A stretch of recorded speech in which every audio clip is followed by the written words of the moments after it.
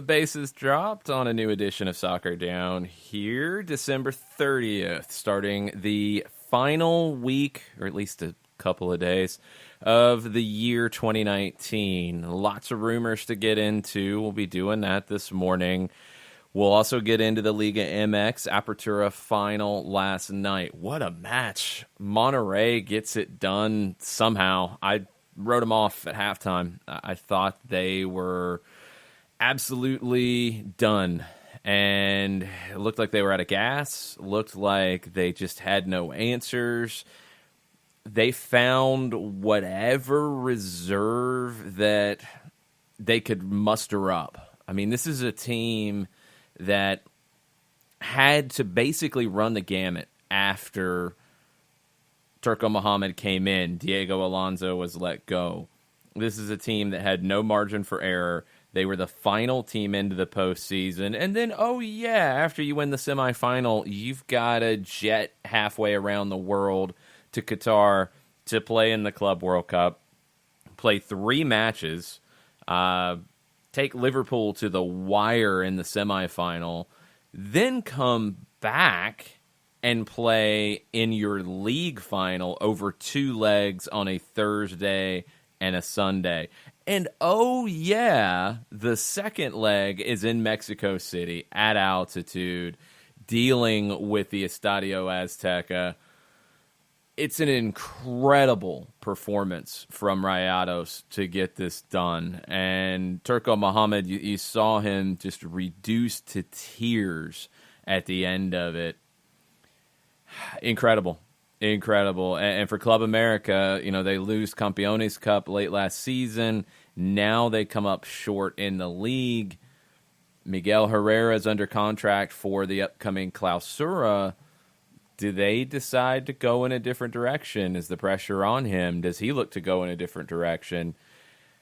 Going to be interesting for Atlanta United because Club America is a team that you will likely see in the quarterfinals of the CONCACAF Champions League if you get by Motagua. If Club America gets by their round of 16 opponent, that's the matchup that's looming.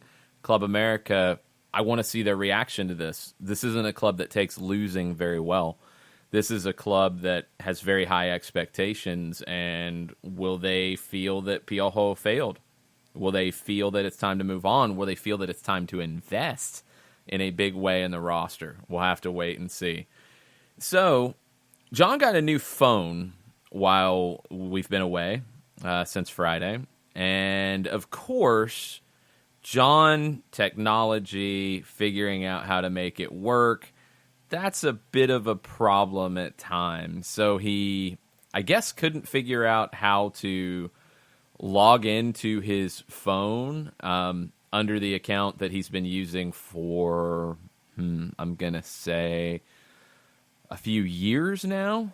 And there's another account that I'm getting messages from right now. So we're going to see if we can get John on the line and figure this out, since he can't seem to figure it out. We're ringing. Hey, and John figured out how to use this phone. Welcome to the show, fella. Hey, good morning. Grief, you can't even figure out the new Skype account? Apparently not. Man. It's like new technology is a good thing when John gets it, but then there's the learning curve. New phone, who dis? No, who are you? Because you can't even get the same account you were using before. But anyway, I have no idea how you manage these I thought things. it was the same account, and so it turned after 9 o'clock, and I just wanted to give the heads up that apparently Skype logged me into this one, so here I am. Yes, because, services just log people into things without, any user input or whatever. But anyway, we'll move on. We're talking about Liga MX final. Right. Welcome to the show, John. Morning. Thoughts on Monterrey somehow finding it's not even a second gear or a third gear. I mean, this was like tapping the gas tank to get the fumes going and figuring out a way to take this thing to penalties last night. Yeah, this is, when you're late in a race and you have the drivers moving the car quickly from left to right to try to figure out, okay, how much gas do I have and can I make it under a green, white checker? No, it was absolutely crazy. And they found it somewhere. They found the gas tank, or they found what was left of the gas, and used it when they needed to. Tremendous goal to get things square at 3. And then you're sitting there going, okay, are they going to survive that next 30? And somehow they did that. And, I thought that when Janssen had those two chances, I thought in the 60s, and I think they were like 3 minutes apart, that was it. But then they find a way to get the equalizer in there. And then, as we always sit there and we talk about penalties, you can tell who's comfortable in penalties and who's not comfortable in taking them. And there were a couple of folks up there in the penalties section that really looked like they did not want any part of what was going on. And you had both Baravero and Ochoa coming up big, but combine that with folks who hit airmails and chunked it. It was great spectacle for those who missed it. I'm sure that if you haven't seen the highlights, find the extended versions, because it was tremendous football for 120 minutes plus penalty. I only had one really bad penalty. Guido Rodriguez was the bad one. I mean, the others, I thought Baravero's save was very good. I thought Memo Ochoa's save was outstanding. It's only the Guido Rodriguez one. And look, his complaints are legit. Like, the penalty spot looked awful. It looked like it was in a divot. Yeah, there was that one shot where you just see this massive dead grass and No. That was after he missed it, and he's kicking all the dead grass around the spot. Like, it had nothing to do with that. I think you have a divot. He's cognizant of the divot. He's worried about the divot, and it's in his head. Yep. Others dealt with the divot. Others were dealing with the spot. Now they're trying to find as good of a spot around the actual penalty spot that's still connected to it, that's still good with the referee, and take the shot. But you saw people that were, I think, careful and placing the ball. When you go for power and you're not comfortable with your footing, you're going to do what Guido Rodriguez did. Anything you show in terms of not being confident in that moment, it's going to come out in the actual attempt. And I thought Guido's was the prime example of that. You're talking about a top player who was not locked in mentally on the task at hand, and it showed. And Monterrey took advantage and put it away, because you saw Nicolas Sanchez and Leonel Vangioni not try to do too much, especially Nico. I thought Nico just made solid contact and made sure that he stayed over it, knowing that after Guido Rodriguez missed and decided to do some rearranging of the turf, that it was even worse in a lot of ways. So you just had to be careful. I mean, both teams were dealing with it. And also, you look at the turf in and of itself, and it's still, the replacements of the grass after the NFL was there. I mean, there were some spots where just the turf in and of itself, aside from penalties, it was just absolutely chewed up, and the replacement grass that was there did them no favors either. It was bad, but I think it's being a little overblown here. It didn't look good. I didn't notice a ton of effect on the match. The look was the worst thing about it. I mean, the fact that you can still see football lines on it is a little surprising, but it is what it is. It looked pretty good for Club America in the first half.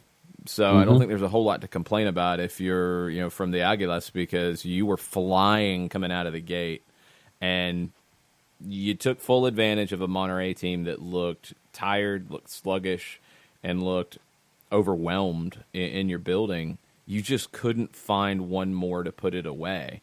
I thought Monterrey needed a 2-goal lead coming into the Azteca. I didn't expect them to get a goal in the Azteca. I thought they'd get the 2-goal lead and then try to ride it out. I think they tried to ride it out after conceding the 1 goal and just kind of got snapped into focus after giving up the second to Club America. They had to start to push more. It's a team in Monterrey that I think is good defending, good counterattacking, and that's their default. That's how they want to play under Turco Mohammed. But they can step out and play and control play when they have to. And I think the second half really showed that. Second half and even the first half of extra time. I think when you got into the second half of extra time, the legs were gone again and you were holding on. But Monterrey controlled the match in a very different way than we've seen them lately in that second half of the 90 and the first part of extra time. Shiva's in this morning, and she says from what she saw over the past two final games in Liga MX, these games are extremely physical. We, meaning Atlanta United, need to match the physical battle to beat these teams. Yeah, I mean, it's a combination of physicality and quality. It's both, and that's I think the difference. I think you're starting to see MLS teams play in a similar way. I think Atlanta's a team that can. I think Atlanta's a team that has. I'm not really worried about that sense of it because you look at Atlanta against Liga MX opposition, they've held their own. They've done pretty well. It's the rest of the league that I think in previous years you saw teams go play in Mexico or play Mexican teams in the United States and maybe be a little too deferential, back off a little bit too much.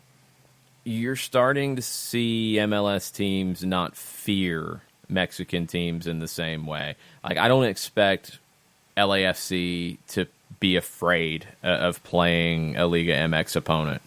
I don't think Seattle will either, but Seattle's one that's been a little disappointing in international competition. New York City, who knows? I mean, they have the talent and they have the personality of their roster to not be afraid. I don't expect their players will be. I'm curious to see when we find out who the manager will be, what the tactical approach will be. Do they come out tactically afraid? That's the part we just don't know yet. But you can't go into these games in fear because the minute you back off, and you see it with teams who go into the Estadio Azteca and Liga MX play. You know, it's not just a U.S. team thing. When you see a lesser team go into the Estadio Azteca, they go in afraid. And you can't play that way. And Monterrey's shown this. Other teams have shown this when they've been able to pull off wins there. You have to go in and play smart. You have to go in and understand that, you know, things are going to go against you in terms of like how your legs feel. Breathing. I mean, at times Monterrey or Mexico City and the air quality is not that good. And that's going to have an effect too. The legs, the altitude, all of that. It's a difficult place to go into, but you can't go in scared. You can't go into Monterrey scared. You can't go into any of these venues scared and expect to play well. I think MLS teams are getting over that fear now that you're starting to see better competition. Now it's down to quality, and it's down to being able to handle these moments from a technical standpoint and be able to play under pressure, but also, as Shiva says, be able to handle the physicality of these games. And physicality, you know, it's not just being strong or going into tackles strongly. It's speed, it's power, it's explosiveness, it's all of those things. And the Mexican game, maybe over the last decade or so, has become faster paced. You used to look at it and say it was a very slow league. Not really anymore. You know, Club America doesn't play in a slow way. Monterrey doesn't play in a slow way. Santos Laguna doesn't play in a slow way.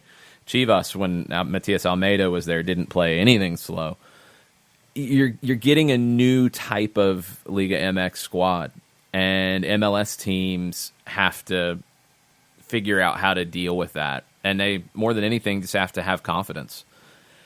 You look at both of these teams to me, and I think both are very strong, but both are beatable. And that's something that Atlanta, LAFC, New York, Seattle should be able to go into CONCACAF and go in with some confidence. How much of this do you think is over time the bringing in the import, for a shorter word, the import of international talent into MLS and having MLS as more of a worldwide representation of talent, where you have these players who are coming into this league who are used to these cauldrons, used to this kind of an environment, used to this kind of match day activity? How much of that over the growth of the league is the integration of the worldwide talent, do you think? It's not that simple, because you've had worldwide talent before. It's the quality of the talent. And I do believe, the quality of the American player as well, because you had international talent in the league in the past, and 3-4 guys can't carry 7 or 8 that are scared in a match. You just can't. So you've got to have it across the board. And now you're getting, instead of 3-4 guys who can carry it, you're getting 6, 7, 8 because of TAM, because of more investment on your MLS rosters, but also the quality of the players you're developing and the American players who are not as afraid of these moments as they used to be. I remember watching CONCACAF games, and you'd see teams go into play Cruz Azul or Pumas or Club America or Chivas and just look terrified in their approach. And when one thing goes against them, you start to see that crumble. It's not happening anymore. It's not just down to the international players. I don't think that's fair to the American player development. Look, you've seen U.S. national teams go into the Estadio Azteca and get results. That didn't happen before. So that's a factor in this as well over the last, decade or so. It's something that, as MLS teams experience it more, that fear goes away. And I think you notice it when you see a team get there for the first time versus a team that has been there some. Now, teams that have added players, like you say, that have that experience, sure, that can bridge the gap. But that doesn't solve everything, because those types of players have been in this league before. It's just you haven't had as many, and you haven't had the domestic players that have been able to rise to the occasion in the same way. And that was why I asked. It was because of the numbers and the experience, and that was just something that popped into my head as a question to ask when it comes to the development of MLS as a whole going into these environments. You have to experience it, and that's why I always push back on people who say, well, don't do CONCACAF because you can't win or whatever. No, stop. You got to play. Leagues Cup is excellent because teams are going to get to experience playing international opponents in games that matter, not just a friendly. If Copa Libertadores or Copa Sudamericana became a thing and it's an opportunity for MLS teams to be part of it, they should jump on it, because it will only make you better. Does it create logistical issues? Absolutely. Does it create travel concerns? Absolutely. But if you want to get better as a player, you have to play better competition. You have to continually playing better competition, and it's going to raise the overall level of everything MLS is doing. So more games in CONCACAF, Leagues Cup, and whatever that turns into, and more international competition, the better off you're going to be. And yeah, I'm looking forward to it. I'm looking forward to seeing what Atlanta United can do in year 2 of hemispheric competition, and the challenges that are brought in from new teams and new places and possible matchups and things like that. I'm looking forward to it. And training camp opens up on the 11th, right? Yes, that is the expected date of training camp starting, and don't know when actual preseason games are going to start, other than the one in Birmingham that's been announced, February 8th. There's been talk about a camp in Guadalajara. Not sure how long that will be, what the time frame of that will be. But then you're heading to Honduras in mid-February, and you're going to have to hit the ground running. And yes, there is a rumor out there that we're going to talk about in the next segment that will have a huge effect on that. It's an Overreaction Monday, so what do you expect? Let's get into it on the other side of the break. Hang out with us. We'll be right back. Looking for future leaders we can trust and believe in? Look no further than the high school student athletes right here in Georgia. High school sports teach young people how to be effective leaders. It begins by making their grades and being on time for practice. It includes learning to listen, following directions, accepting responsibility, being a good role model. And it's about respect for officials, opponents, the rules, and each other. The result? It transcends sports. It gives us hope for the future. High school sports. There's so much more than just a game. This message presented by the Georgia High School Association and the Georgia Athletic Directors Association.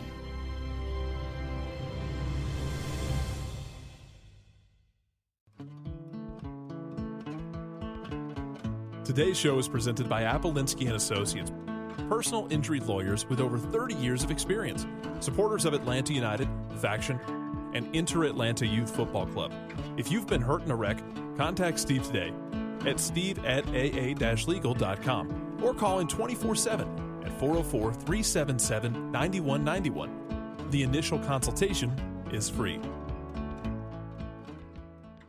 We know that every driver is different, and a one-size policy does not fit all. That's why Country Financial offers a variety of discounts, so you get the coverage you need and the savings you deserve. From good driver to good student, multi-policy to multi-car, we've got a discount to suit every driver. Call Jason Wright at 678-568-6871 today to see what you could save. On Facebook at Jason Wright Agency or by phone at 678-568-6871. Discounts vary by state. Policies issued by Country Mutual Insurance Company, Country Preferred Insurance Company, or Country Casualty Insurance Company, Bloomington, Illinois.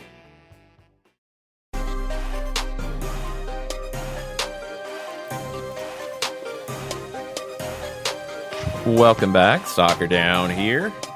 December 30th, last overreaction Monday of 2019, and it might just be a doozy. Reports last night, Felipe Cardenas reported it after some Instagram posts started making the rounds as well, that it's all but done. Leandro Gonzalez-Perez going to Xolos and Tijuana.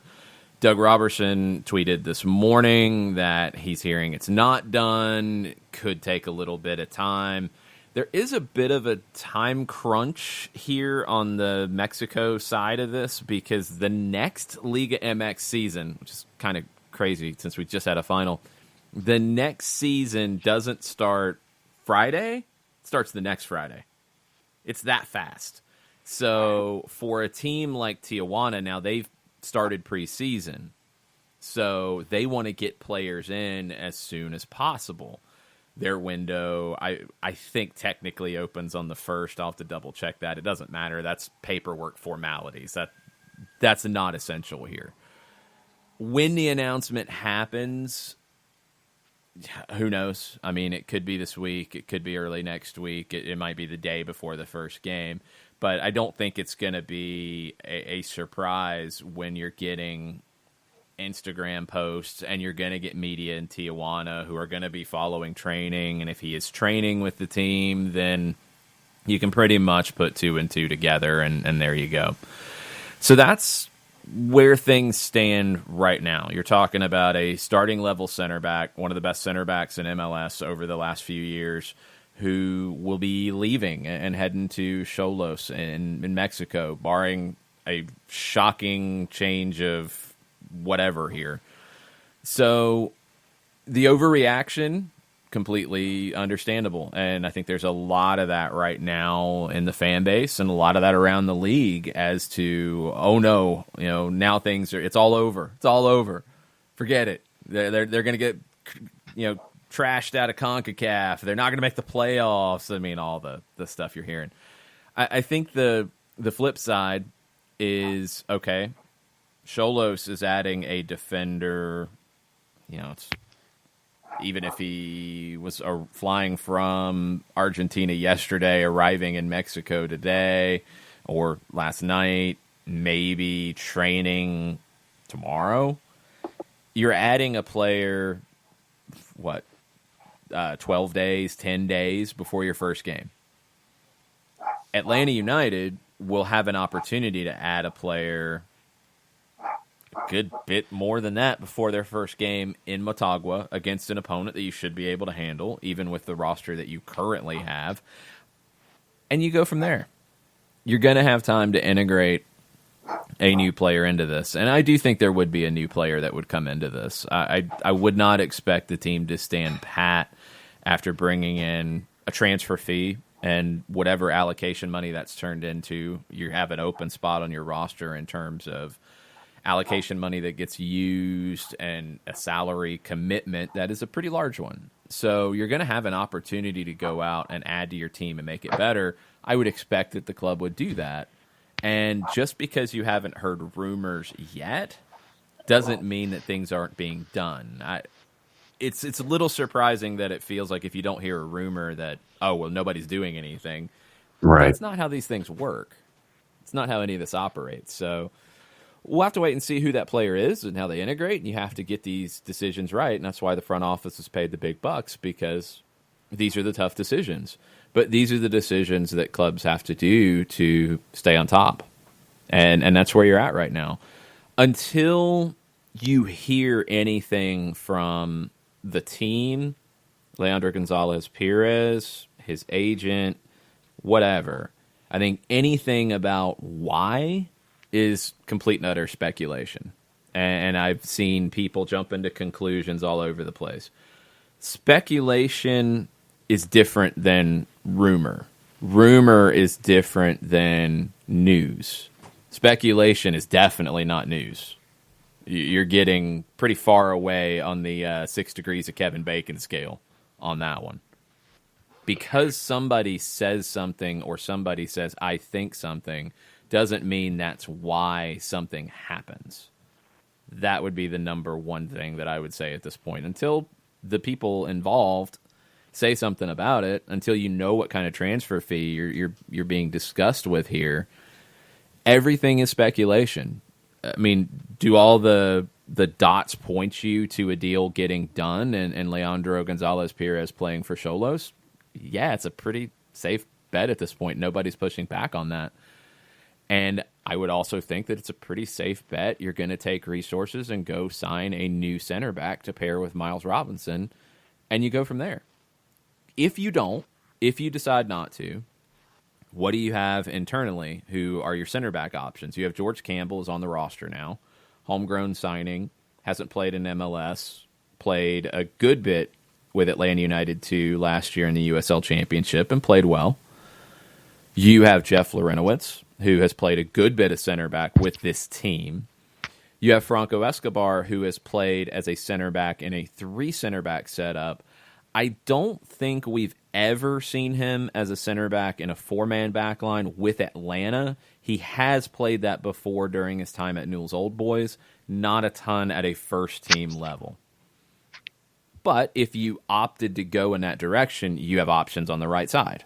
So there's lots of different moving pieces here. And until things get announced and until replacements are brought in, there's just going to be a lot of speculation across all of those different aspects. That's welcome to the silly season and welcome to an Overreaction Monday. And for me, the larger overarching point that I would make and will continue to emphasize here is that just because you don't hear anything from a front office about any kind of player activity, positive, negative, however you want to perceive it, doesn't mean that there isn't something going on. Front offices don't sit there and put every piece of laundry out on the line for everyone to see. And this front office for Atlanta United, across the board since we've known them, has not been a reactionary bunch. They've been very proactive when it comes to how they want to envision a roster when it comes to any particular season. So just because you don't hear anything doesn't mean that there isn't anything going on, for a sentence with a double negative. And for me, that's the way that I'm looking at things. Tom, this morning, actually it was very late last night, after the La Liga MX final, at Jams with 2 M's. He says, while we lament the departure of LGP, I'd like to remember that we still have the best center back in MLS, and we signed him to a long-term deal last fall. Hashtag on par reaction Monday. Yeah, 100%. I mean, that should make you feel pretty good about this defense when you have one of the best young center backs in the country on a long-term deal, and he was, you want to give it to Ike Opara last year, Defender of the Year, that's fine, but Miles Robinson was right there. And he's a best 11 center back, and he's a national team player now, and you've got him, on a long-term basis. It's a pretty good spot to be in.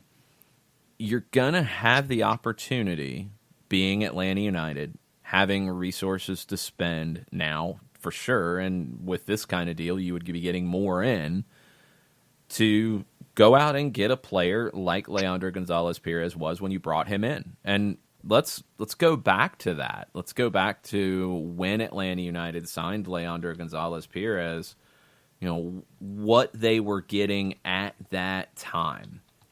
Because this is important, and I think at times it's a little forgotten. So LGP was a player that the season prior to coming to Atlanta played 14 matches, started 11 for Estudiantes in 2016. Played just over 1,000 minutes. Yeah, just barely over 1,000 minutes. He was not a regular at Estudiantes before coming here. 2015 with Tigre, he started 30 matches. He was a regular there. Season before at Arsenal, 13 starts. Spent a little bit of time on loan in Belgium, played 7 times. And at River Plate in 3 seasons, played 28 starts, 38 matches. So you brought in a player that had never played the number of matches in a 3-year span that he has in Atlanta. And he's been excellent. And there's a lot of players like that for whatever reason, where they're at River Plate, LGP didn't break through really until that last season he was there, where he started 20 times. Then he had a good season at Tigre, didn't really click at Estudiantes, wasn't a regular, and moves on to Atlanta, where he becomes a regular and plays over 100 matches in 3 years. He hadn't done that before. He hadn't played that many matches, really, I think, in his whole career as a starter. You can go out and get players that are of that kind of profile, that are talented players, that are in a situation where they're not getting the time that they're ready for, and you can bring them through and bring them up and raise their profile. And that's what it felt like with this kind of deal. It's what it felt like with Franco Escobar as well, a player who was struggling to break into the Newell's Old Boys first team on a regular basis. Franco, during his time at Newell's, started, 33 matches, period. He started 25 in his first season in Atlanta. 25 last season, 50 total. So you can go out and get those players, whether it's in Argentina, whether it's other countries in South America, whether it's Europe. You can go get a center back that can be a replacement, because 2 of your best players over this last 3-year run, Leandro Gonzalez-Pirez, Franco Escobar, were not regulars with the teams they were at before they came to Atlanta. It can be done. Scouting is critical. Relationships are critical. I would think that Atlanta is in a better position going into 2020 than they were going into 2017 to convince a player of this kind of stature that, hey, if you come here, you're going to have the opportunity to play. You're going to have the opportunity to raise your profile. And look what just happened with Leandro Gonzalez-Pirez. Look at what happened with Miguel Almiron previously. Look at what happened with other guys. When the right deal comes and you're ready to move on, or you're going to be paid more, or whatever the situation is, we're going to work with you, because that only benefits our brand as well. all that's going to give you a better position to negotiate from going into 2020 when you're recruiting new talent than you were in when you acquired these kind of players in the first place. Katie Weaver this morning on her hashtag Overreaction Monday is saying, Happy holidays. Happy holidays, Katie. She's really looking forward to the DeBoer Bocanegra center back pairing in Motagua. And then she has the eyes peering emoji. It's not that bad. And I know that's the easy hook right now. Miles, Lorenowitz, Campbell, which would be a huge, difficult challenge for him to go into that match unless he lights it up in preseason and blows all of our minds. Franco. You've got 3 guys who can play there. You could play a 3 center back pairing if you wanted to. A trio of Jeff, Miles, and Franco Escobar. I'd feel good with that trio. Now, then you don't really have a replacement if any of them get hurt. You have Campbell on the bench in that scenario if you don't go get anybody, which you're not going to do. You're going to go get depth at center back. I think you're going to go look for a starter at center back because you're going to have the resources to do it. When you look at the roster and you look at how it was constructed last year and you think about it in terms of slots, like I've mentioned a bunch of times when it's come to the Julian Gressel contract renegotiation, when you look at the slots, this would open up a pretty big slot. Now, when you start shaving things off and there's a little more salary here than there was in the slot previously, and et cetera, et cetera, et cetera, maybe it's not quite as big as it's been, but maybe it's as big as it was in Leandro Gonzalez Perez's first year here. Maybe it's a little bit less, but you've identified somebody that you think can fit that profile and be that replacement. This is what happens. This is how it works. You have to know when to sell, when a player is at their maximum value, bring in those resources, and then reinvest them in an intelligent way. And that's the important part, because it doesn't work if you fail on that last part. If you go out and you recruit poorly, if you go out and you have the resources and you can't recruit the kind of talent that you want to, which doesn't seem to be the case here at all. But if those things happen, then yes, it's an issue. But if you just hold on to talent and they play out contracts and you get nothing for them, we've talked about that a million times. But take the rest of it. If you keep guys too long, if you keep re-signing guys too long, skills deteriorate, level diminishes. You can hold on too long because of sentimentality and also diminish your product, diminish your team. And that's not where you want to be either. You have to make the right decision on when to sell, and you have to bring in maximum value, and then you have to reinvest properly. So far, this team has done that pretty much with every move they've made. There's no reason to think that all of a sudden they're going to forget how to do that now. Also, this morning, there was one comment that I wanted. Oh, Tafka. I guarantee you Darren has a worldwide target board for every position on the field. They have multiple sub-TAM, TAM, and DP options that have been fully scouted and vetted. I'm willing to bet good money that Atlanta turned a TAM, almost sub-TAM type player into a DP sale. Yeah, I mean, it's very possible. I've seen conflicting things about how much they paid to get LGP in from Estudiantes. I've seen $1 million. I've seen $2 million.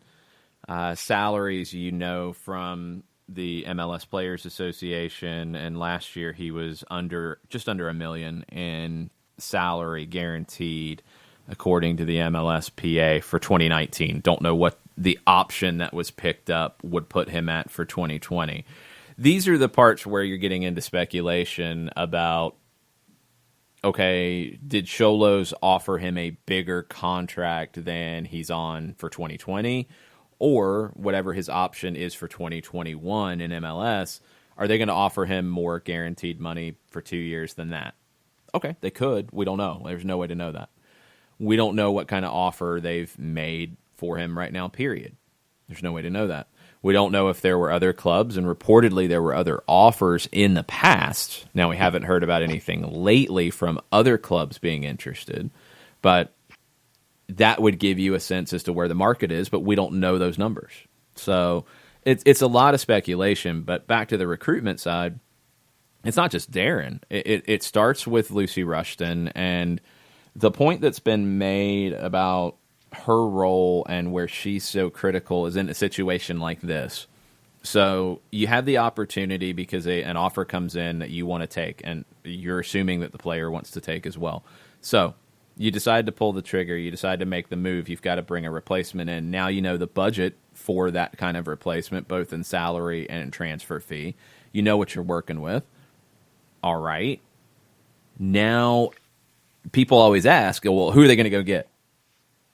I mean, I can scroll through, center backs who are playing in Argentina that are valued at a certain amount. I can come up with probably 20, and then you can come up with another, number from Colombia and Ecuador and Brazil and Venezuela and Chile and Peru, all the countries in South America. You can look at Mexico too. You can look at Europe too. I mean, you could overwhelm yourself with players who are in that type of price point and for this kind of budget, and then you're stuck.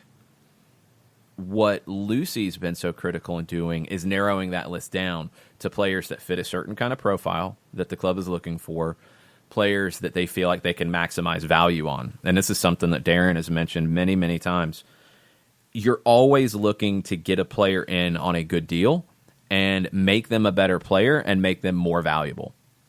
Because then when this kind of opportunity comes, you're bringing in more of a profit because you've made that player more valuable.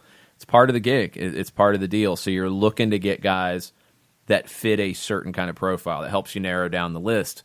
Then you've built these relationships up over the years.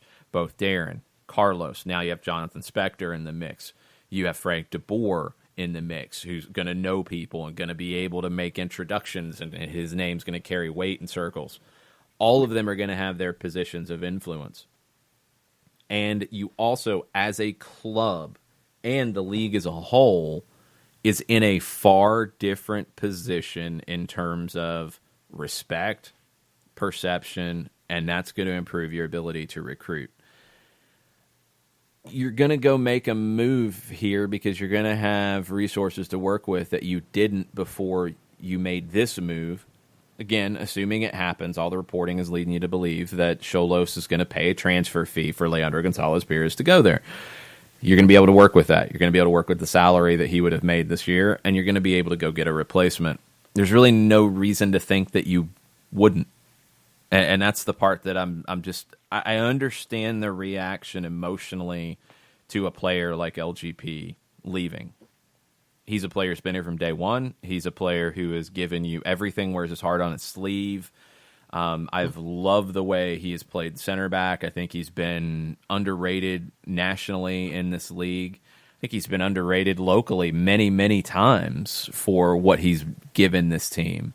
I think he's been a critical part of Atlanta United's rise.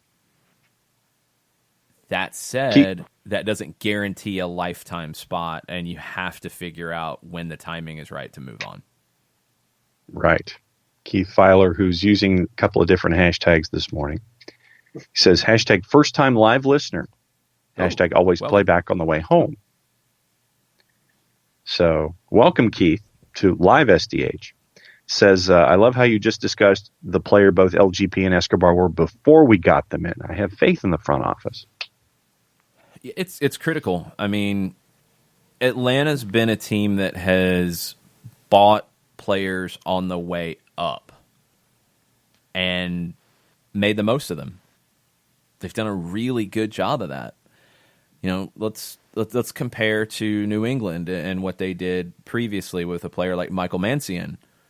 What they did is they spent more money, more in salary for a player that had been at a higher point in his career, maybe had more of a name brand, and he hasn't really performed for them.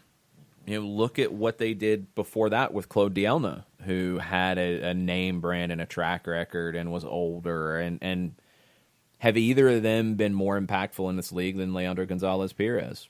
Nope. Not at all. And now you add the next element to it. And this is what Darren has said from day one. When you go, instead of signing a Dielna, instead of signing a Mancian, guys at 30, guys at 31, 32, you're going to get guys. You got LGP at 24. You got Franco Escobar at 22, I think. And you're developing them to a point that when this time comes, instead of letting that player go on a free because they have no value or they retire with you, you're going to bring in more resources to go get the next one. And if you're managing your cap and you're doing everything effectively, you're going to be able to put more resources into that signing and get a player that's at an even higher stature than the one you brought in and the one that you just moved on from. That's growth. That's how you grow a club. That's part of the process. But that process can't happen if players don't get transferred out to open up slots. Frank Marrow, who has changed his Twitter ID to "How long shall Atlanta United play again?" with a question mark, says that he also has a ton of faith in the front office, but the lack of a CBA with clear rules is very concerning. Don't see how they can adequately build a roster without knowing the rules for building a roster. Well, this has been where I think, had this discussion probably since the season ended. I think you know what the roster rules are currently for 2019.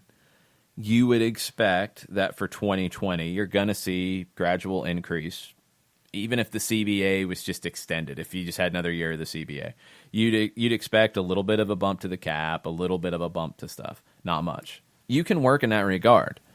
It's going past that has been really impossible because you don't know where the league's going to go in terms of these things, like Frank says. Now, the league's not going to retreat in spending. So you know that much. So you know you can spend what you've spent. You know the cap is going to be at least what it's been. And that's why when we discuss it in terms of slots, that's what you're looking at the moment. All right, you had these players in these slots at these kind of outlays in 2019. All right, you know some of those players are not in those slots now. That opens things up. And now if this happened, I think it's easy to expect you could go get a player to fill that slot. You know what kind of salary you're talking about, and you work from there. That's why the Julian Gressel renegotiation has been so tricky, because you're not talking about a like for like. You're talking about him jumping into another slot. And then that's moving up the ladder, and that means there has to be room to do it. You know what things currently are, but you don't know what they'll grow to. That's why a move like that is far more difficult than making a transfer and then going to replace the player that you transferred out. That's a like for like, roughly, in terms of salary range and those sorts of things. Michael Polachek, who I think is a first-time tweeter to the show. Wow, we're getting a lot of that today. It's awesome. We just haven't heard many rumors about potential signings. Why is that? Is it because international pundits in Europe and South America are not as in the loop? Very concerned about the gaps we have in the roster. I trust the front office, but the fear is still there. I feel like people have never really gotten a lot of true, accurate rumors out of Atlanta United's front office. It's never happened. So you think back to the past. You didn't get a long, protracted drama about LGP coming in initially. You didn't get one about Escobar. You didn't get one about Remedi. You didn't get one about players at that level. You didn't get one with Darlington Nagbe either when he came in. Now, you did get one with Ezequiel Barco. That started with reporting out of Argentina and talk on that side of the deal. Pity Martinez, same thing. You have to keep these things in mind when you're looking at the rumor conversation. The rumor conversation ultimately doesn't matter. It's about the announcement conversation that's important here. You know, are there rumors out there? Yeah. Are all of them true? No, they never are. I mean, according to The Sun, Pedro's going to end up in MLS somewhere, and I'd be surprised if that happened. It's rumors are rumors, and speculation's even worse, and you got to wait till these deals are done. Just because there's not a lot of rumors out there doesn't mean that activity isn't happening. That's the important part of this. Lots of previous signings of this kind of level, you didn't have a protracted drama of they're chasing this player. No, they're chasing this player now. Now they're chasing over here. Now they're looking at this player. You didn't have much of that in the past. I'm not expecting a bunch of that now. Daniel Price, who's got a lot of reacting, whether it's over, under, or on par this morning on this particular topic, says it just stinks to me that LGP is gone. I had him being a pivotal member of the squad and possible captain soon. If Larry didn't want it and Nagby's gone, I'm just worried about the leadership in the locker room and on the pitch. Well, he's not gone yet, first off. We'll have to wait until that is actually done. But I don't think Nagby would have factored into the captain conversation either, so leave that one to the side. My assumption right now is that Jeff Larentowicz would be the captain because he was the vice captain coming in, and I think that would continue, and I think he's going to see the field plenty in 2020, so I think he'll have the armband. I think Brad Gazan is part of that leadership group as well, and he'll wear the armband from time to time. I did think Leandro Gonzalez-Pirez was a future captain of this club. Absolutely. I thought he fit the profile. I thought he fit the leadership side of it, and that will be an issue. And that will be part of the profile of the player that I think you'd be looking to bring in. Leadership isn't always just because a player's been here for a while. You have players who are just leaders. And especially at center back, I think you tend to get more players that have that type of personality. That should be a big part of what you're looking for here, because Miles Robinson is not an outspoken leader at this point in his career. Maybe he turns into that later, but he's not that person just yet. So you want somebody paired up with him that can be that. I think Franco Escobar can actually be that. I think he can turn into that. He's got to measure it a little bit. Had the same conversations about Leandro Gonzalez-Pirez at the beginning of his time in Atlanta as well. Probably at the end of his time in Atlanta as well, too. If you can manage that, those types of players or those personalities can be a huge asset. I think you're going to look for a player with a leadership kind of personality as your replacement here, and you're going to continue that along. But I think you're fine in leadership with what you have coming back because you have the core of your group. When any team that's got Jeff Larentowicz, Brad Gazan, wearing armband, being the captain in matches, and you have a player like Joseph Martinez who is always going to draw people to them and going to be a huge factor in what this team does on and off the field, you're pretty good on the leadership front. Chris Hutchison makes a calendar point this morning. He says 61 days until Nashville, #Overreaction Monday. Cannot wait. I'm so ready. After watching the Liga MX final, I am so ready for these kinds of matches again with Atlanta United. I'm getting antsy now. This offseason's been too long.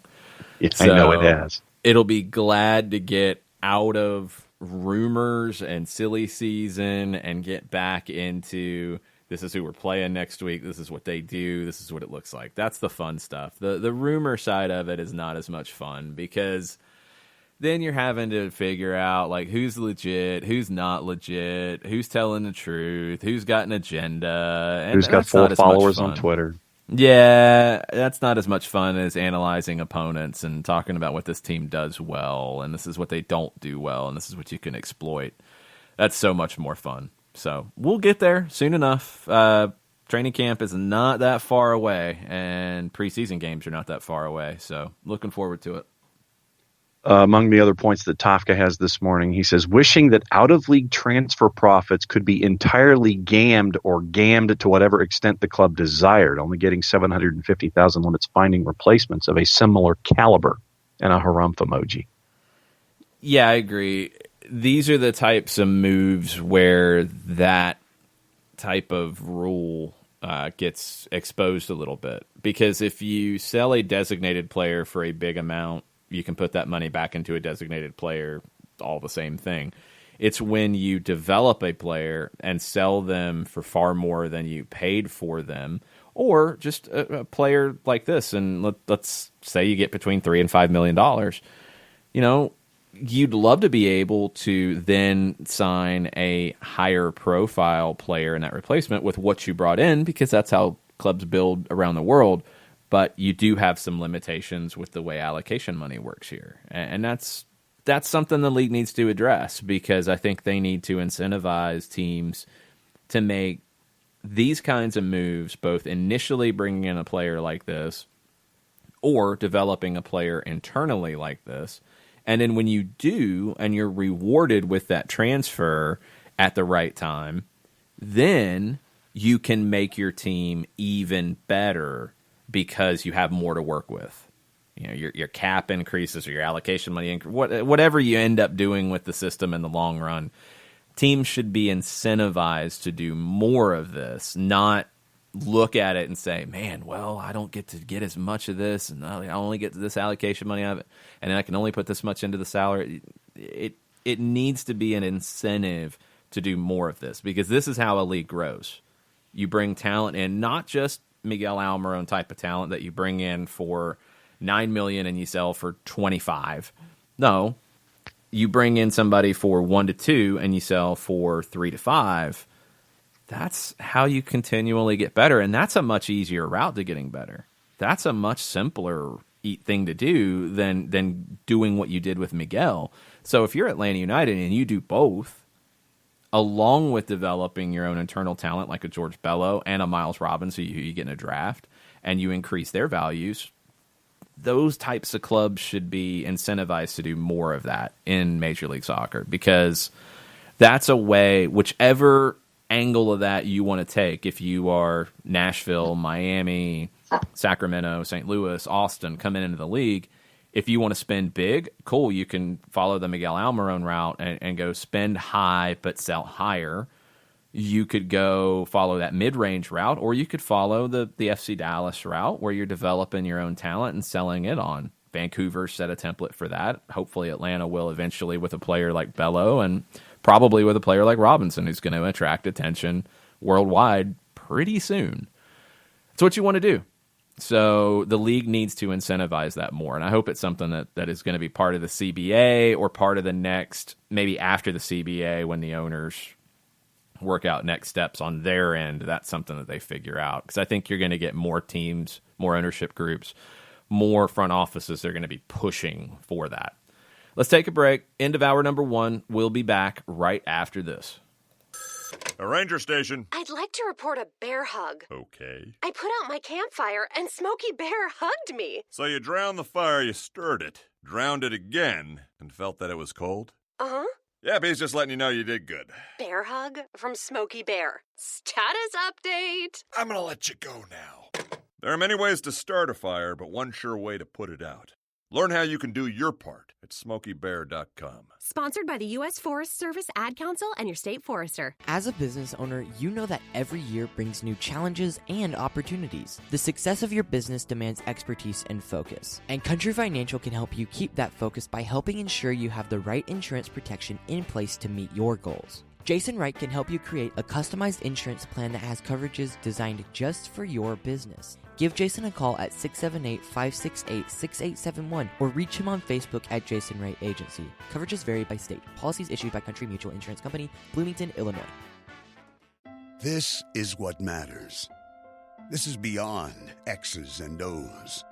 This is the difference mutual respect makes. This is what character looks like. This is what defines us in Georgia. This is sportsmanship. School sports. It's not the outcome that matters most, but the way the games are played. This message presented by the Georgia High School Association and the Georgia Athletic Directors Association.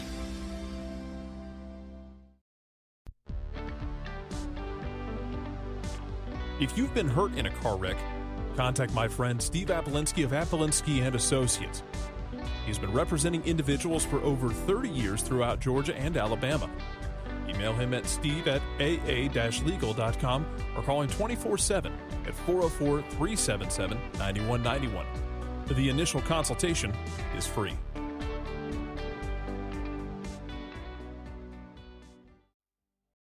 You're listening to Soccer Down Here daily on SDH Networks, a division of OSG Sports. Find us at Soccer Down Here on Facebook and Twitter. The time is now the top of the hour. Peep, y'all.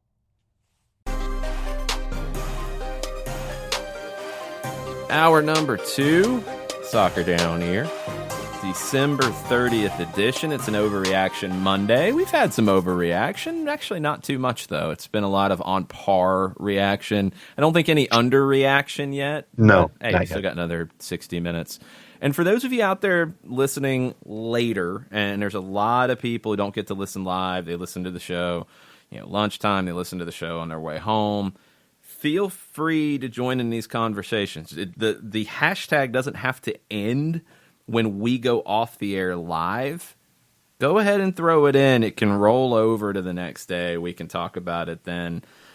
It's all good. We want everybody to feel like they're part of this conversation, whether you're listening live or not. I've had a lot of people say that, well, I don't get to listen live, so I don't feel like I can chime in. I'm like, no, chime in. Chime in.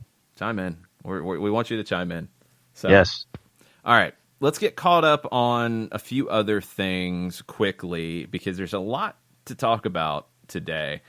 A lot of news around MLS. We're waiting on one bit of news that is still in the reporting standpoint of Diego Alonso headed to Inter Miami as their manager. He was at Monterrey in September. And it was his firing and Turco Mohamed coming in and the run that Mohamed has been on. He's only lost to Liverpool since taking over that took Monterrey to a championship. Alonso took them to a CONCACAF Champions League title, and then it kind of fizzled out a little bit. Alonso has one league title, the 2016 Clausura with Pachuca. He has 2 CONCACAF Champions League titles, 2019 with Monterrey, 2017 with Pachuca. During his time in Monterrey, 31 wins, 12 losses, 12 draws. Very, very good manager. Not quite what I think most expected with Inter Miami's first managerial hire. Doesn't mean it's a bad hire.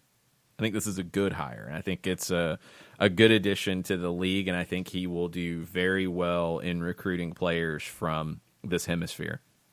Has not been announced just yet, but Michelle Kaufman of the Miami Herald has reported that announcement could be coming today. 2 announcements that Miami did make. Juan Agudelo, Roman Torres have joined the roster. That roster's up to 21 players, I believe. It's strong defensively. You've got Luis Robles as a goalkeeper who can start every match in the league for you this season. You've got a lot of space to work with in the attacking half of it. And that's where you would expect the big names, the big money. Those types of moves are going to happen for Miami. So, pretty good roster construction so far, but it's still incomplete without those big names and those big attacking pieces. Other news, Chicago. They've actually been doing some things. It's kind of wild, right? The Chicago Fire have made multiple announcements about their front office. Holy cow! It's crazy, Harry. It's crazy. Very nice there, Jason, this morning. Very nice. Raphael Vicky and George Heitz. Raphael Vicky is now the new manager. They hired a technical director as well. All of them have worked together. You don't have a lot of time to actually do anything with all of these new people in place, but they're in place. Finally, Chicago, finally. What this also means is that the U.S. youth national teams on the boys' side have no full-time employees, but, anyway, we'll get there later. But Chicago has a front office now, and what are they going to do with it? That's the thing I want to see, is what are they going to do with this group? Are they going to go out and spend big and create a big buzz and try to sell tickets at Soldier Field? Because there's a lot more seats to sell at Soldier Field than there were in Bridgeview. I think that's kind of a must. But I also think Charlie Boehm has hit on something that should absolutely be part of this, and I think it fits the profile of all the people involved. You have an area in the Chicagoland area that is rich in talent, that has produced players decades and decades and decades of history in American soccer, there's no reason why Chicago's academy should not be developing more talent. One big reason why it didn't happen over the last few years is it felt like anytime you had a good player come through, they never got to play.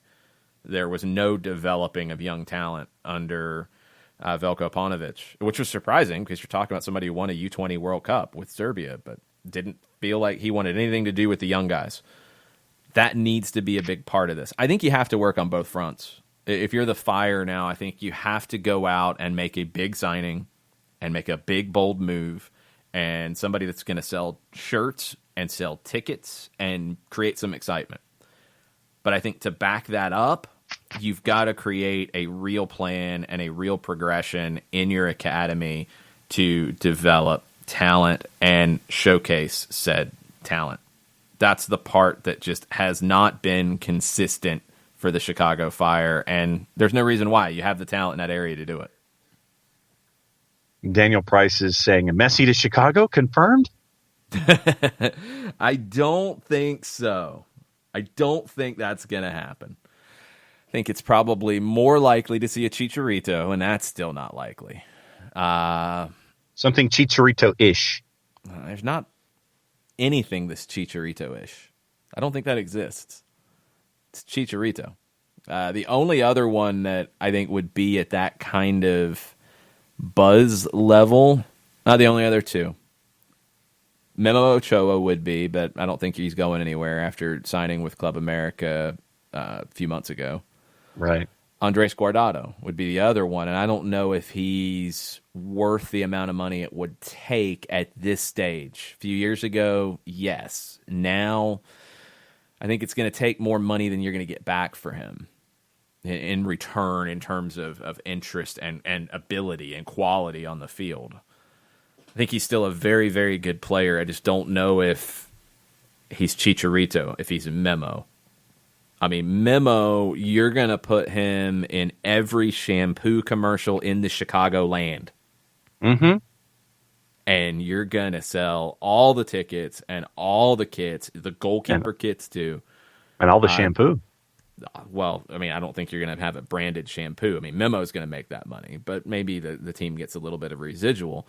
But the important thing is you're going to be out there, and that buzz is going to be out there. Memo is a superstar when it comes to this. Chicharito is a superstar. Is Guardado a superstar like that? I don't think he's quite at that level. That's just the Mexican talent. Chicago can go a lot of different directions. I think they have to go big with somebody. But I think they also have to get the academy part right, and they have to work on two different tracks right now because they have to get both sides right for that club to be what they should have been a long time ago. Some interesting news out of France, but it relates to Toronto. So Nicolas Benazet gave an interview after returning to Guingamp. He said that there was a clause in the loan.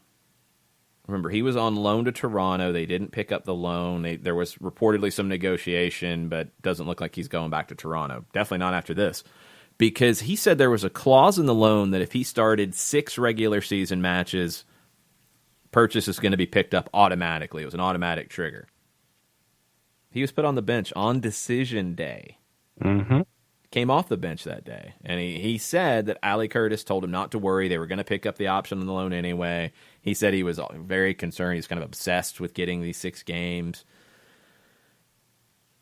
I mean, if you're Toronto and you are thinking about what's going on with Michael Bradley, there had already been talk that it looked like you were going to be able to get him on a TAM deal and open up a designated player slot.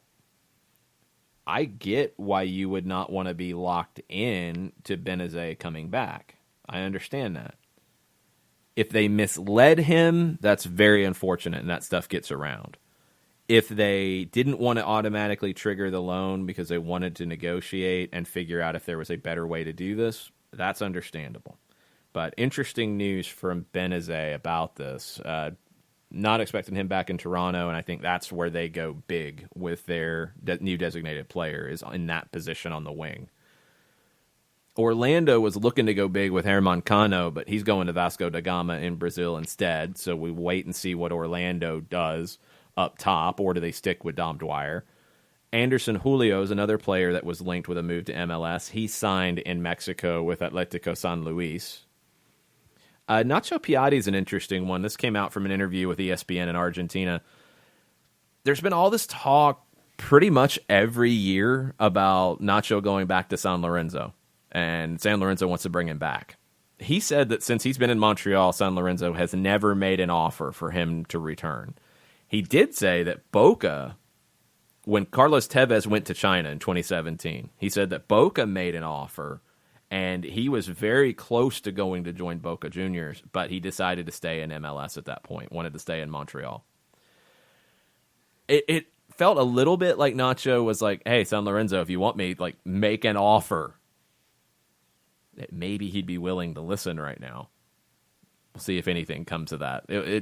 It was an interesting interview, and the tone was very weird, because he said something about, like, he thought that maybe the talk about this was so San Lorenzo could say, well, Nacho doesn't want to come back. And he's like, you haven't made an offer, so I haven't had the opportunity to make that decision. It's like they're waiting for the other one to ask the person out first. Is that where we're at? It's here? like, what do you want to do for dinner? I don't know. What do you want to do? Kind of feels that way. I wonder if an offer is going to come from this. In the rumor category, there are a few. Mauro Manotas has been linked with an offer from Montpellier in Ligue 1. Nantes and Saint-Etienne are also interested, reportedly. This is from rumors in the French media. Minnesota United reportedly linked to Christian Rivera of Deportivo Cali. That's coming from 96.9 FM in Cali.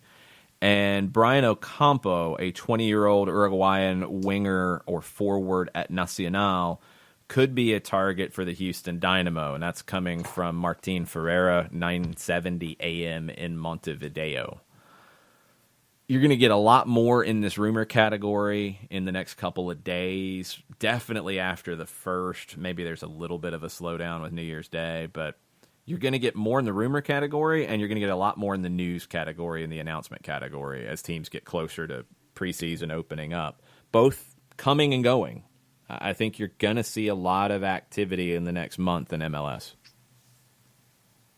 Daniel Price this morning says he thought Inter Miami was shooting for the stars. Thought they'd get Pep or someone with similar standing with how they stated their intentions. Well, maybe they did. Maybe they did shoot for the stars, and they came up a little short.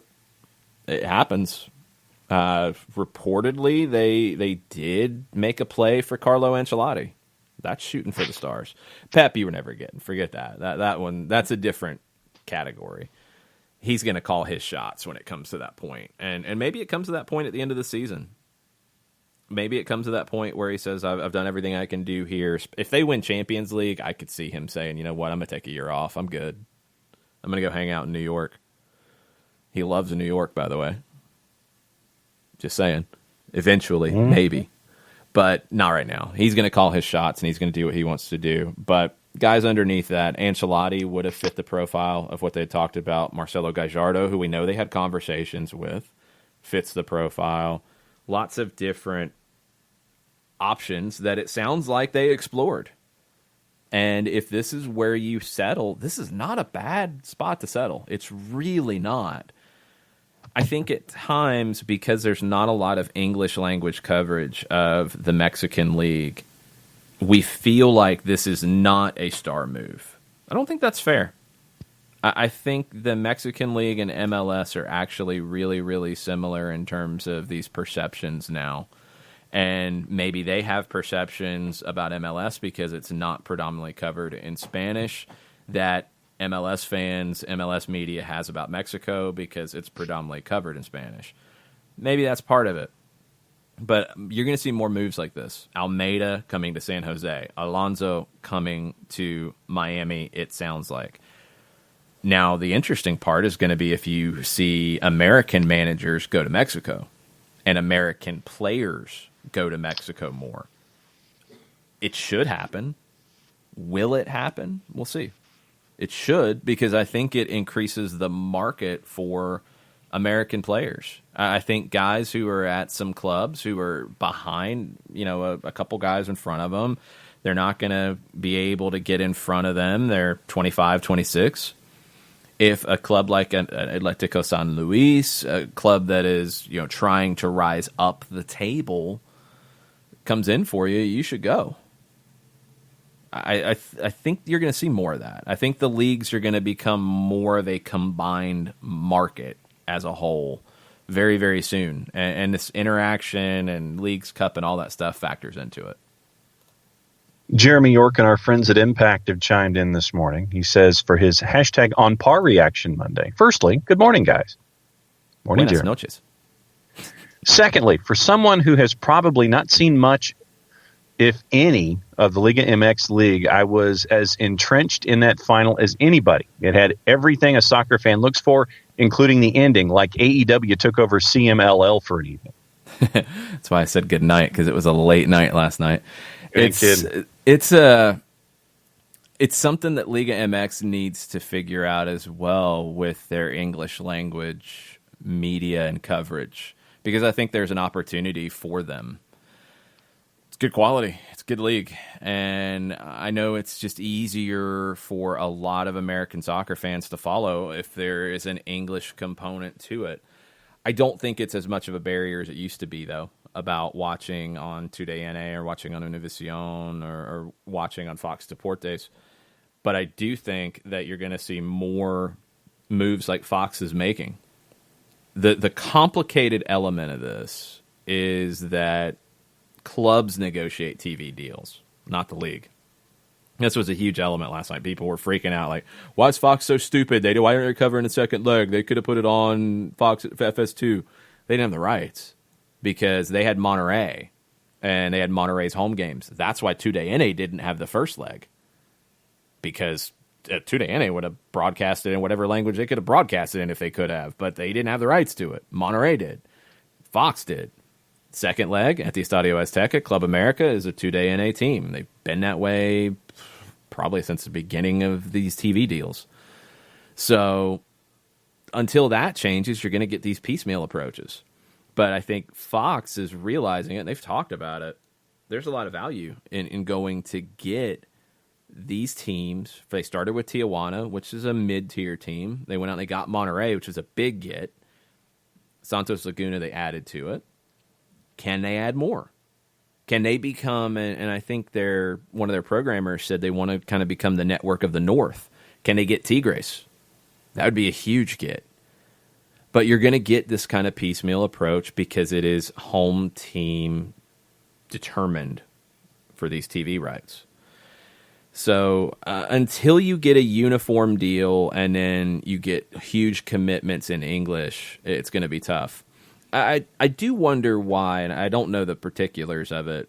I do wonder why TUDN, they had an English language broadcast. It was on TUDN Extra, which is on, I believe Xfinity has the TUDN Extra channels, or they're adding them, or they're going to have them. Fubo has them where you can pull them up through the Fubo service.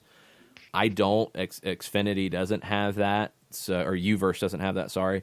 So for me to watch it in English, I have to pull up the stream on the computer or on an app or stream it to the TV through a Google Chromecast, because there's not a native Amazon Fire app for me. That's what I have, so it's difficult for me. For others, it's much easier to watch the English language broadcast. I don't know why it wasn't available as an SAP broadcast, which they do for MLS, because they did an English language broadcast. It was just different than their MLS broadcast. And I don't know the particulars about contracts or anything like that. I think when there's more available in English, you're going to get more people like Jeremy who are new to it, and are going to watch it because it's a big game, and they're going to be enthralled with it because it's a different style. I mean, last night, too, was very open as Monterrey was tired, as Club America took the advantage. Then Monterrey had to chase it. It all fell into place perfectly to create a very entertaining watch. But more in English, Liga MX will really grow from it. I think 5 teams have official English language Twitter accounts now. I'm expecting over the next year to see that grow in a big way, because I think I just from looking at it anecdotally, there are so many more people paying attention to it. And if MLS and Liga MX and this partnership can work together to grow both sides and not step on each other's toes in terms of scheduling and big games, like, of course, you're going to have overlap in the schedules and games, but if you can create those situations where TUDN has an MLS game that leads into a Liga MX game and vice versa, then you get Fox being able to do that with Monterrey and Santos and Tijuana leading into an MLS game, or MLS leading into the Mexican game. It's only going to benefit both sides. More of that, and everything in this hemisphere is going to grow. Kevin from Charlotte comes in this morning. He says he kind of feels bad for LGP going to Xolos, the worst field in the league. And then also, didn't they have issues paying players in the past? Why Xolos? They have. I don't know how much official has come out of that. There was a lot of talk when Garza's deal got done to come to Atlanta on a permanent that there were financial issues on the Tijuana side. But they've also spent pretty big money as well. I just don't think they're very stable financially at all times. Maybe something's changed. I don't know where their business side of things is right now. The actual field, it is turf. I don't know how old the turf is. In a lot of ways, that's an advantage for Leandro Gonzalez Perez to go there, because he's played plenty on turf. Like, that transition's going to be much shorter for him, even if it's a different kind of turf or it's not quite as good or what have you. For some players who've never played on turf to go there, it's a challenge. So that adds to why he would be valuable to them. I really think that factors into it. It factored into New England and their interest in Gustavo Bo because of his time playing in Tijuana on turf. They knew the transition to playing at Gillette Stadium would be much shorter. I think the biggest reason why a club like Xolos would be interested is you have a new manager, you have increased expectation, and by the way, that manager brought in Dario Sala as an assistant. Dario Sala was here as Tata Martino's assistant for 2 years. He would know exactly what he's getting in Leandro Gonzalez Perez. I think that is a huge factor in this that hasn't been talked about enough. I don't know if this move happens, and I don't know if Xolos is aggressive in wanting to make it happen without that link. John Roper this morning, surprised we haven't heard more about a Tito transfer. It seems he's the most likely to want to move and would be a high commodity in MLS. Hashtag on par reaction Monday. Well, one thing from the Athletics reporting about Villalba and interest in moving him was that they did not want to move him within the league. They wanted to move him outside of the league.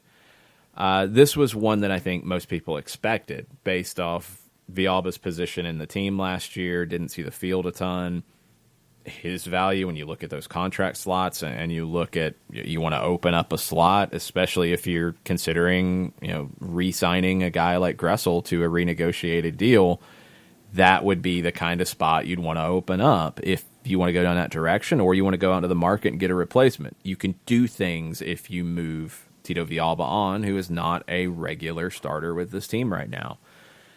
Haven't really heard anything that's gotten to a strong rumor position on where he could end up. So I would expect he'd be a player in demand, but he's also got to show that he's fit, because these last couple of years, injuries have really derailed his progress. 2017, he had an outstanding year in Atlanta. He had a great debut at San Lorenzo. And then the last year or so he was there wasn't much from him before coming to Atlanta. He spent that time on loan at Xolos, barely played. It's another one like we talked about with LGP, like we talked about with Escobar. Tito Villalba coming into Atlanta from San Lorenzo, in his career at San Lorenzo, started, I'm doing quick math, 49 matches. 49 matches from 2012 through 2016 at San Lorenzo. And he started 35 his first year in Atlanta. Also, during his time at San Lorenzo, he scored 2 goals in his first year in 9 matches, 4 goals the second year in 34 appearances, 14 starts, 3 goals the next season in 15 matches, 8 starts. And this is when the Argentine seasons got a little weird, when they were going from calendar year to Apertura Clausura and back, and it was strange. But in his time at San Lorenzo, he scored 15 goals. He scored 13 in his first year in Atlanta. It's another player of this kind of situation that is in a different place now than he was when he got here. You took a player who was on the way up, who at one point was linked to going to Boca. He didn't want to go to Boca. He signed a new deal with San Lorenzo. He wanted to leave the country. He was excited to make this transition. He's come to Atlanta, and in 3 seasons, he's scored 22 goals. He started 66 matches. That's more on both accounts than he did during his time at San Lorenzo, which was longer. He's more marketable now than he was when he got here. It's another example of that. But the flip side for a player like Tito is 35 starts year 1, 21 year 2, 10 year 3, 13 goals year 1, 8 year 2, 1 year 3, 2,900 minutes, just under that, year 1, just under 1,900 minutes year 2, just under 980 minutes year 3. If you're looking to bring him in, you're going to ask questions. You're going to want to know, is he fully fit? Is he ready to bounce back? Can we get 2017 Tito Villalba? And that's going to affect the interest level from clubs. So maybe that's one reason why it's been a little bit quieter. I do think that he's a player who's in demand, and if he's healthy, he's a player who can be very valuable to any team. He's got to be healthy, and he's just got to get back into a rhythm more than anything. Chris Hutchison says, speaking of rumors, anything on Gressel? Hashtag overreaction Monday. No, and I don't think there will be until other moves start to happen. And that's, been consistent from what the club said when it comes to, CBA negotiations are limiting their ability to, do a renegotiated deal.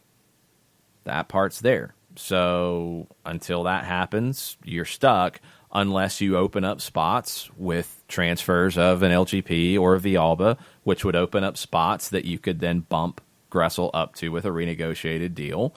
There's also the reporting that there are other teams interested. And when other teams are interested and there's potential trades and transfers out there, you have to listen. Because it's the same thing we've talked about all morning.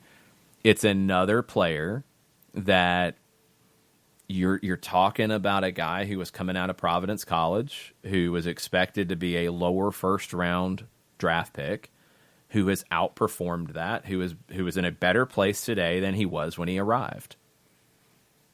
That's a credit to what this club has done, and it's a credit to what they can do in the transfer market. When you can bring in return on players that you have improved and then reinvest that back into the next crop of players, you're going to get a higher level of player coming in than you did initially. And if you improve them, then you're at another higher level, and you just continue to rise. That's what you want to do with this. Ricky Ricardo this morning, with LGP supposedly leaving, it's almost a foregone conclusion Larry and Goose will be captains next year, right? Are there any other players you realistically would have as captain at any point next year? Those are the ones that I think are the obvious ones. The other two that I would keep an eye on, Joseph Martinez is a captain, whether he's got the armband or not. And if you want to put the armband on him, I'm fine with that. I do think that a player like Franco Escobar could be that. Not yet, not on a regular basis, but I think he has that personality where he could be that guy. I don't think he's ready yet, but if he's part of a leadership group, yeah, I could see that happening at some point, for sure. But Joseph would be the other one. I just don't know if he really needs the armband. I don't think he really cares. But is he a leader in this group? Absolutely. And could you put the armband on him? Yeah. But do you have to? No. Not when you have Brad Kazan who can wear the armband. If Jeff is your captain and he's not on the field, he's not in the lineup for a match, put the armband on Brad. You're fine. Everything's going to continue as it has. Waka Tata Flame has come in Welcome this back, morning. Waka. As a former Thrashers and current Atlanta United fan, it would have been a great road trip weekend if the two events that he has in picture form were not entirely overlapping each other. Maybe next year Nashville SC and the Preds could work out a weekend or same-day combo, maybe even gain some Atlanta hockey fans. And the two pictures that he posted are the start times for Nashville SC and Atlanta United and the Colorado Avalanche visiting the Preds at Bridgestone. They're happening at the same time. Yeah, it's something Nashville SC is going to need to figure out. I don't know how much overlap there will be between the Predator fan base and the Nashville SC fan base. Could be some. Definitely could be some on the casual sports fan side, looking for something to do on a Saturday night. I wonder what that's going to end up looking like long term. I do think, when you're looking at Atlanta, when you're looking at Cincinnati, when you're looking at Charlotte, when they come in, would it be cool to have that opportunity if the hockey team plays on Friday night and the soccer game's on Saturday, or the soccer game's on Sunday and the hockey game Saturday night? Sure, absolutely. It's hard for Nashville SC to schedule that way, though. It's going to be a little more luck when that happens. I just think long term, do you want to play at the same time as the Predators, and is that going to hurt your fan base? I don't really know that answer, and I don't know if Nashville would truly know that answer yet. El Mataflo is in this morning, as both El Mataflo and I are suffering through the midseason swoon of Swansea City, who are now below the playoff bar in the championship. He says Xolos is a good team, Quinteros is a good coach. They're right there in terms of playoffs, wishing LGP all the luck in the world. Yeah, Quinteros is a really good addition for that team, and they've been right there. Pareja couldn't get them over that hump. We'll see if Quinteros can, but with the talk about more investment, that's what it's going to come down to. You can only do so much as a manager in a league like that. You know, you have your heavyweights that are your heavyweights, and you're going to have to spend more than they have, and they're going to have to be consistent with it. When you go back to the financial issues that Tijuana has had from time to time, you've got to be able to consistently spend and continue to increase that. And if you perform better and you win more and you get into other competitions, then you're going to be a higher profile. You're going to be able to bring in more money and sponsorship. You're going to win more money. You're going to be able to do more. But you've got to consistently get there. Taking that step up is difficult. You know, it feels like that's been the theme of the morning, is progression. You know, whether it's Atlanta United's roster, bringing players in, improving them, being able to progress the players you're bringing in to a higher level. A club like Xolos is in that. You've got to build from where you are now. You know, you had Miguel Herrera for a short period of time. You won titles, you won regular seasons, and then when he left, it all left with him. Can't be in that spot. You've got to build the club to where they're a consistent contender, and then you're able to do more and more and more as you grow. They're not there yet, but as El Mataflo says, they're right there, and this is a good hire as a manager. And if they're going to spend more money and bring in a quality roster, they need to make a Liguilla run. They need to make a playoff run in this upcoming Clausura to establish themselves again as right below the Grandes, the heavyweights. Chris Hutchison has a solution. He says, unite the fan bases with hybridized soccer and hockey. Call it Saki. I'll be here all night. Tip your bartender. Hashtag overreaction. No. Have you ever seen anybody play the game called soccer? Or Saki? Saki. I don't know if Mr. Rogers would want to talk about Saki. I think he would throw you out of his neighborhood. Yeah, really? Wearing a different kind of shoe. There has been one topic that has been in the timeline this morning that I have avoided until now. I think I know what it is. Mm-hmm. Do you want to go to commercial and come back and spend the rest of the show on it?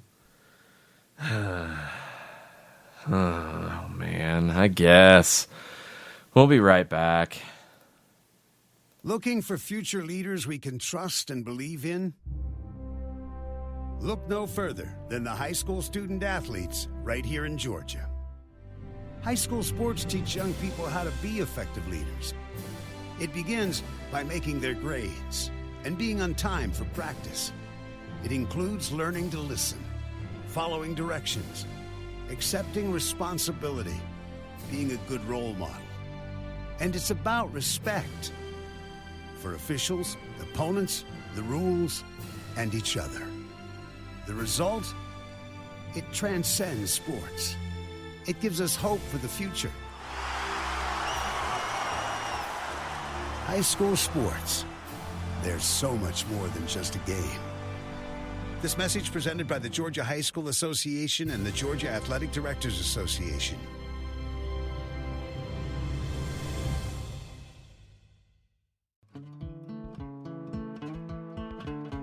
Today's show is presented by Appolinsky & Associates, personal injury lawyers with over 30 years of experience, supporters of Atlanta United, Faction, and Inter-Atlanta Youth Football Club.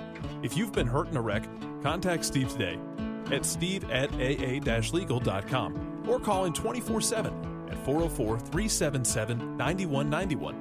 The initial consultation is free.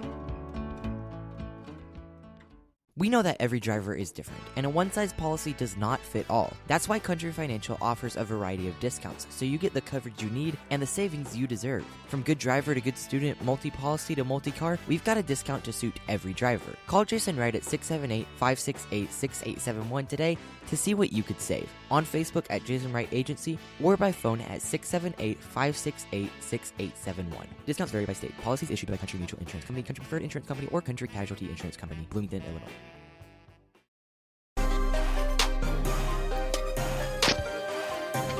Welcome back. Soccer Down here. December 30th. The last segment of the show. John's been saving a topic. What's that topic, John? Let's just go with Katie Weaver's assessment this morning. In and out with the live listen this morning. Have we talked VAR yet? And can the Aussies just train everyone on best practices? Hashtag Overreaction Monday.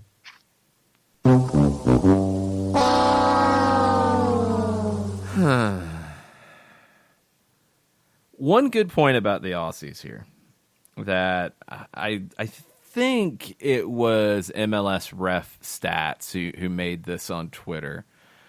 Or no, it was actually Jonathan Johnson, assistant referee in MLS, who made this on Twitter, made this point. It's a very valid point.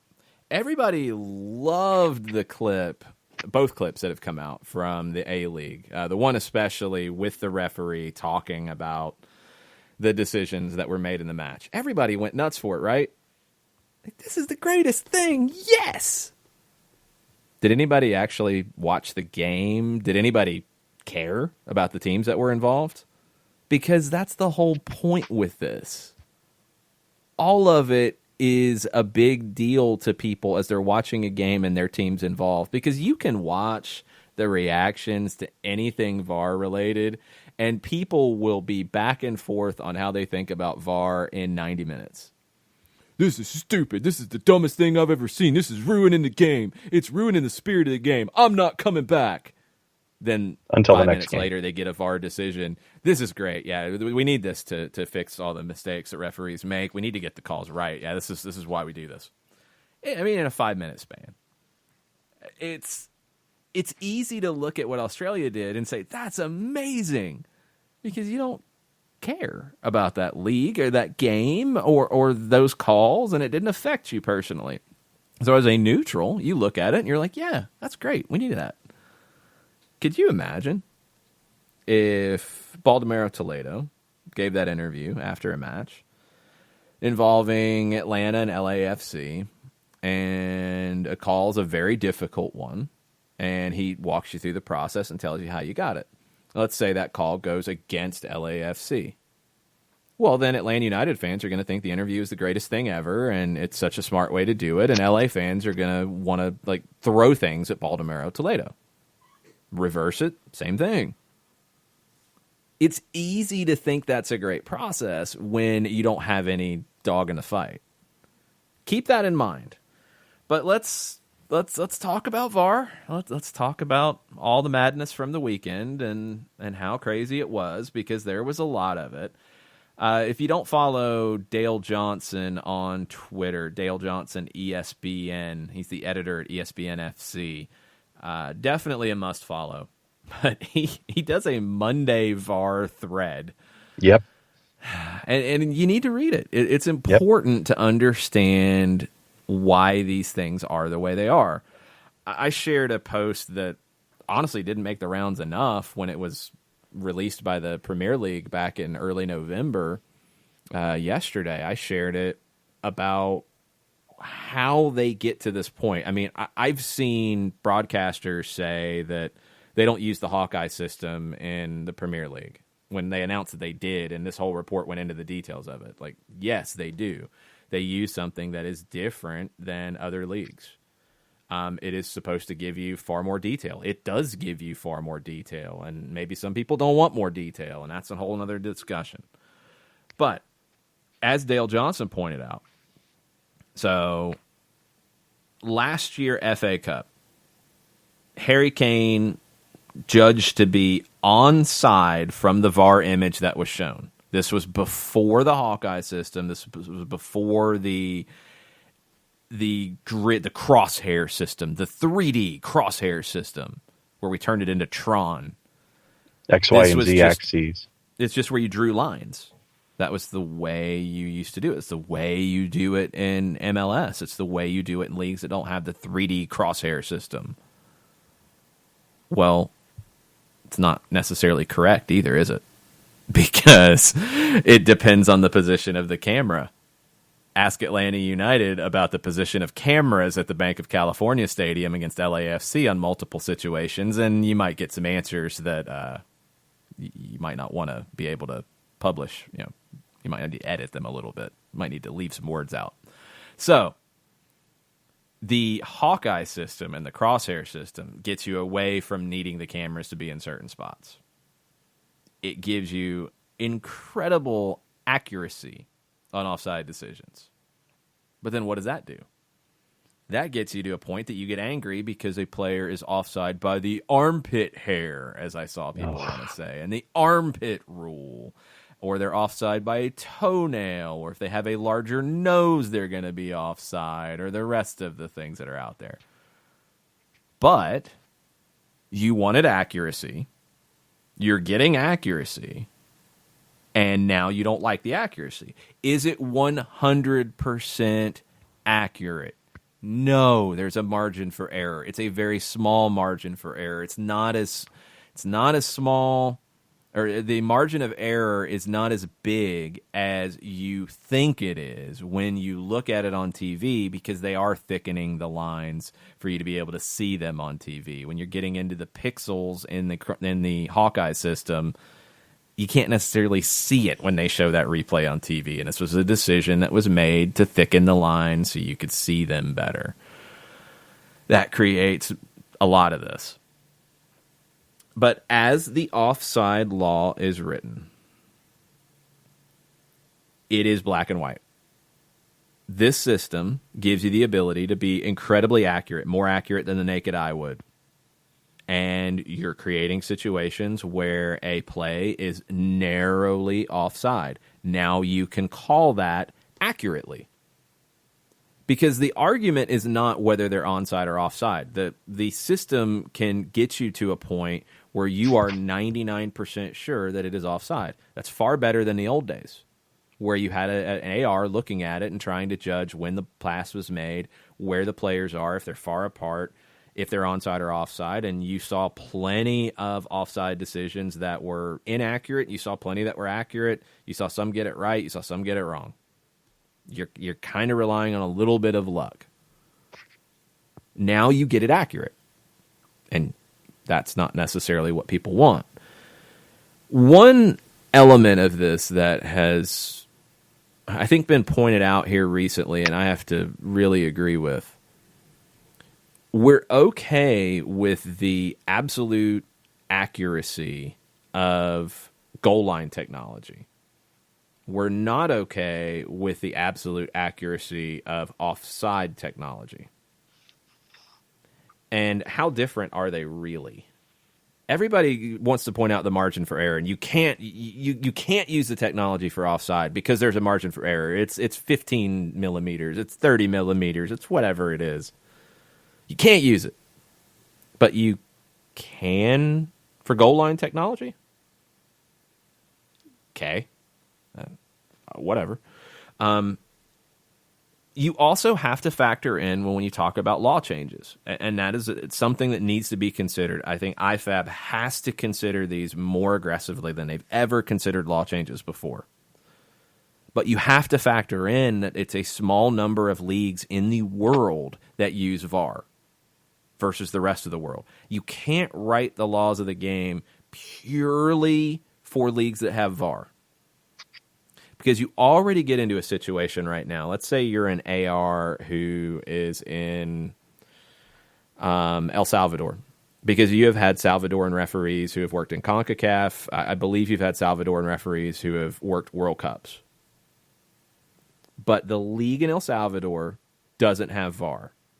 So, all right, what's your instruction going to be as an assistant referee there on an offside situation? It's going to be very different than the instruction from a Mexican or American referee working in MLS or Liga MX that has VAR. They're instructed to leave their flag down, let VAR get the offside accurate, anything involving a goal-scoring opportunity where you think it can turn into an opportunity. When you're in a league that doesn't have VAR, you're doing it like you've always done. You think it's offside, you put the flag up. Now, you take that referee and you put them into a FIFA competition that has VAR, and their instruction is to be different than they've ever been in those competitions. That's very difficult to do. So then what happens? You're going to get a smaller pool of referees for these competitions because they have VAR, and you're going to only include referees that have VAR. The game's going to be very different in countries that don't have VAR and countries that do have it, because of the laws of the game and because of the way those laws are enforced. So that's a big part of this. If you let's take one angle that a lot of people have fixated on now.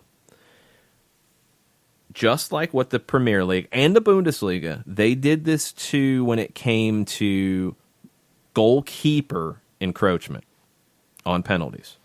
After what happened at the Women's World Cup, both leagues said we are not going to use VAR to deal with that. It's down to the referees on the field. If you take that approach and you take that to offside and you say we are not going to use VAR to do it, one element of that is you're going to now have to get assistant referees back to call it as you see it, put your flag up when you see it. So that's going to be one element that's going to change. You're not going to have referees delay putting their flag up to the end of a situation. There's no need to anymore if you're not going to involve it. And I don't think there's any way, I don't like any of the suggestions of using just the horizontal lines because you get the situations like the Harry Kane 2019 FA Cup. You can't use some technology to try to get it right, but not all of the technology to actually get it right. That just logically doesn't make any sense to me. There's a big difference in how VAR is talked about in leagues around the world and how referees are talked about in leagues around the world. The way the Premier League has implemented VAR has made it worse for Everybody. And we'll get into something IFAB has said about the Premier League's use of VAR here in a second, because that creates the big issue. Where do you want to get in terms of accuracy with all of this?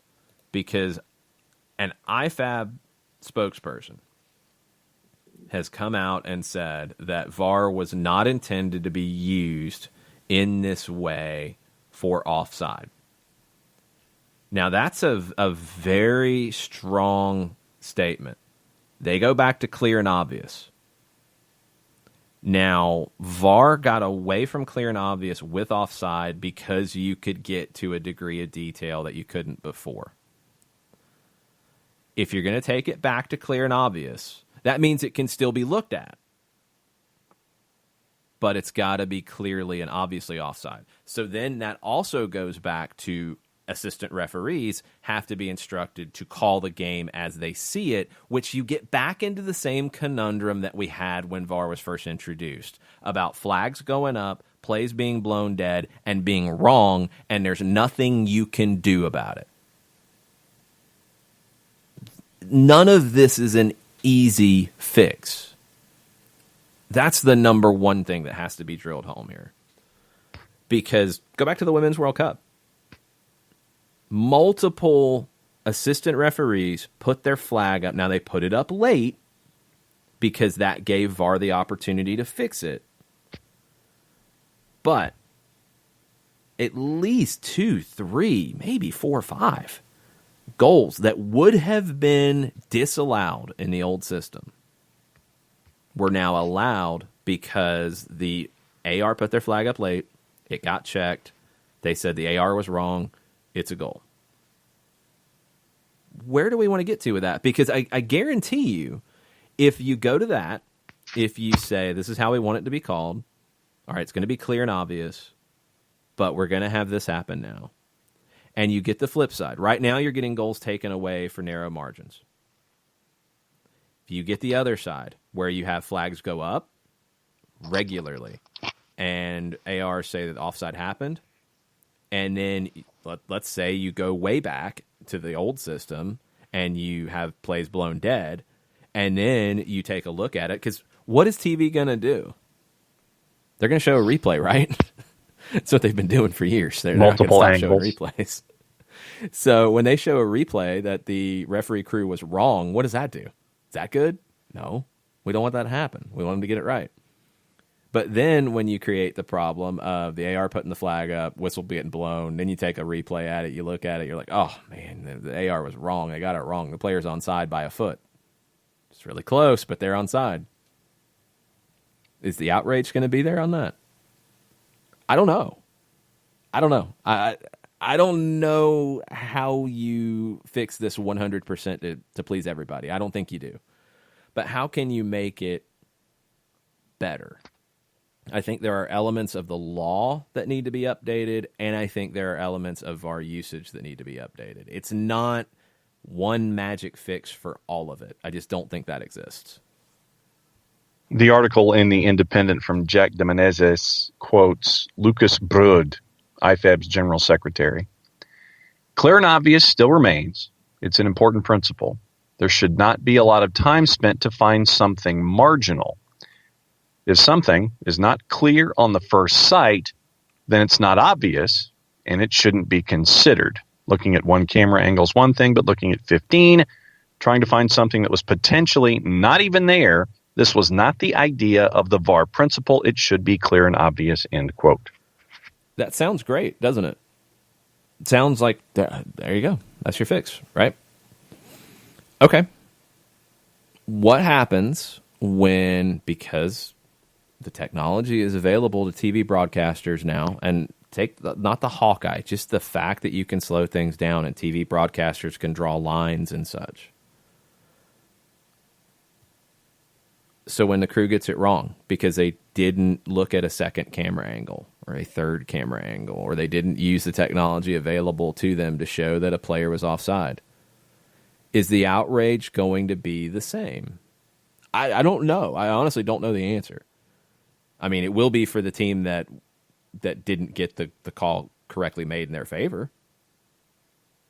So the one with the Liverpool game had a couple of VAR incidents in it. Van Dijk with the alleged handball. Well, no, that's a different. That's a whole different element. Let's stay on the offside part of it. It was a goal for Wolves that was. It's either Jimenez or Jota, but I know which one you're talking about. Very, very narrowly offside. I didn't think it was offside at first. It didn't look like it to the naked eye. I don't think AR is putting their flag up there, but you don't know because I mean you've seen ARs over years make bad calls and good calls. I mean it's a difficult thing, and that's why you have VAR to help them get it right. I didn't think it was in the naked eye. It's about as close as it can possibly be. If that goal stands now, of course, Liverpool fans right now said, "Oh yeah, we didn't think that was bad. We're outraged because it was pulled back." Would you really be if it was? And then it's shown, if that goal is allowed to stand, and then it's shown later that the player was offside. Yeah, it was offside by half a foot, but there's offside. Outrage. There would be outrage. And now you've got replays to show these things a few minutes after the fact. Great producers are able to pull these things very quick and show them immediately.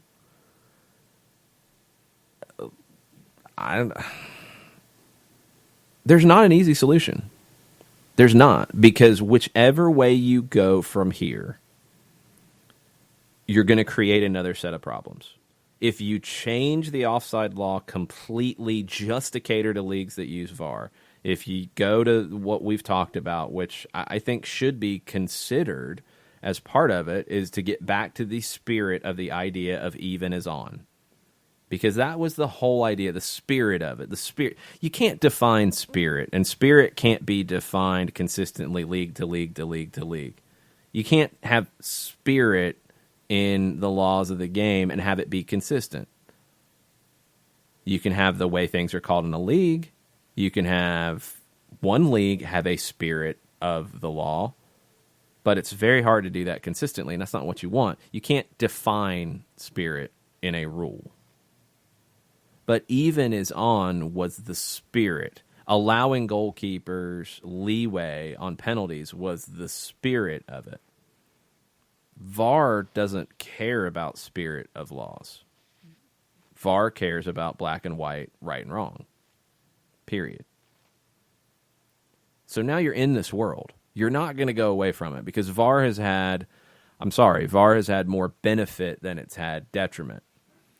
The number one complaints, the top complaints, the most complaints revolve around how much time it takes and the amount of detail on these things.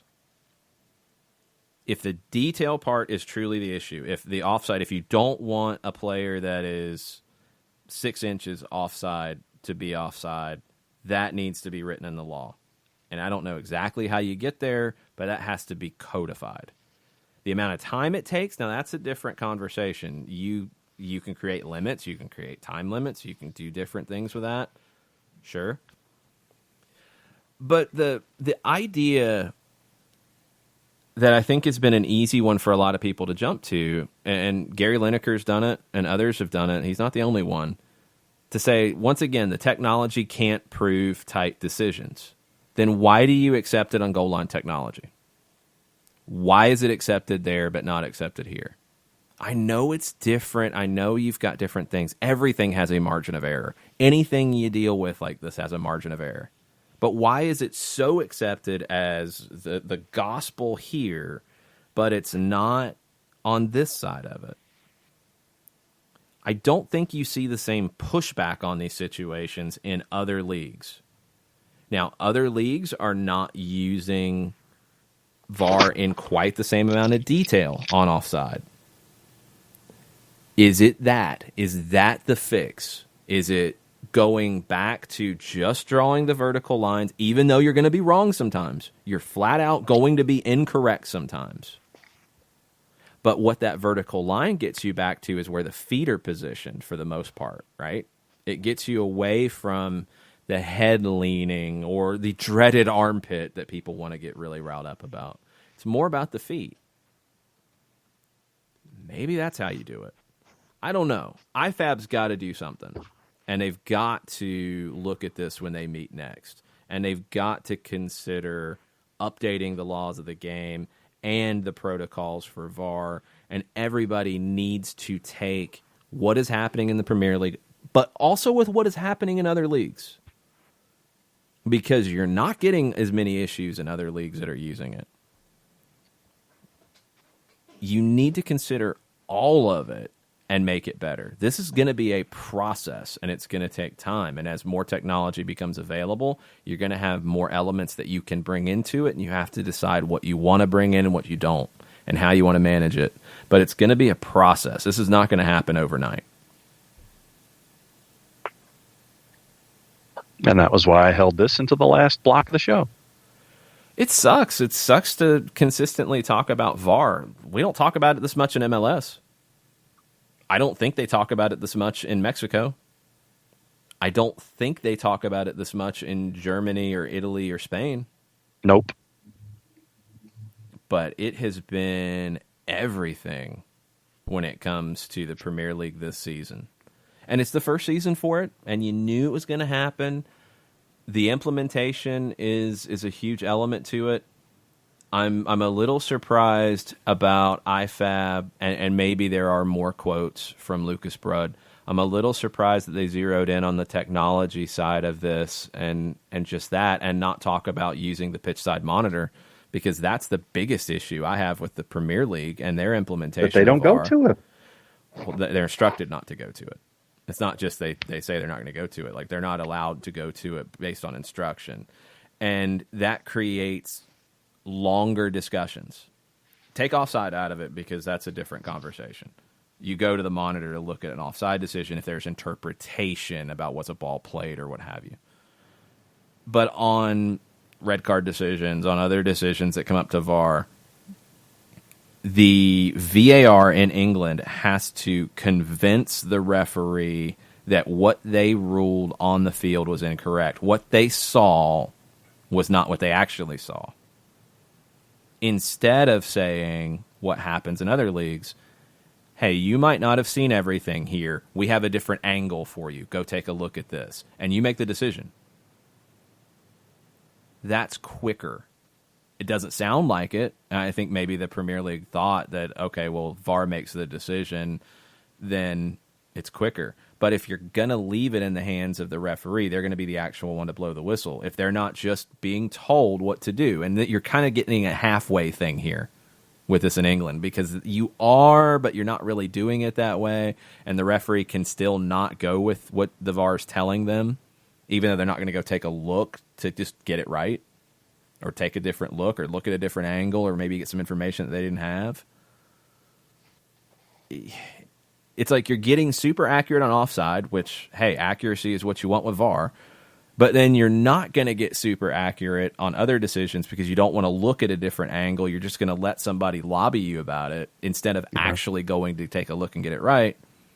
You're doing some of it, and you're doing the other. It's just all over the place. Just,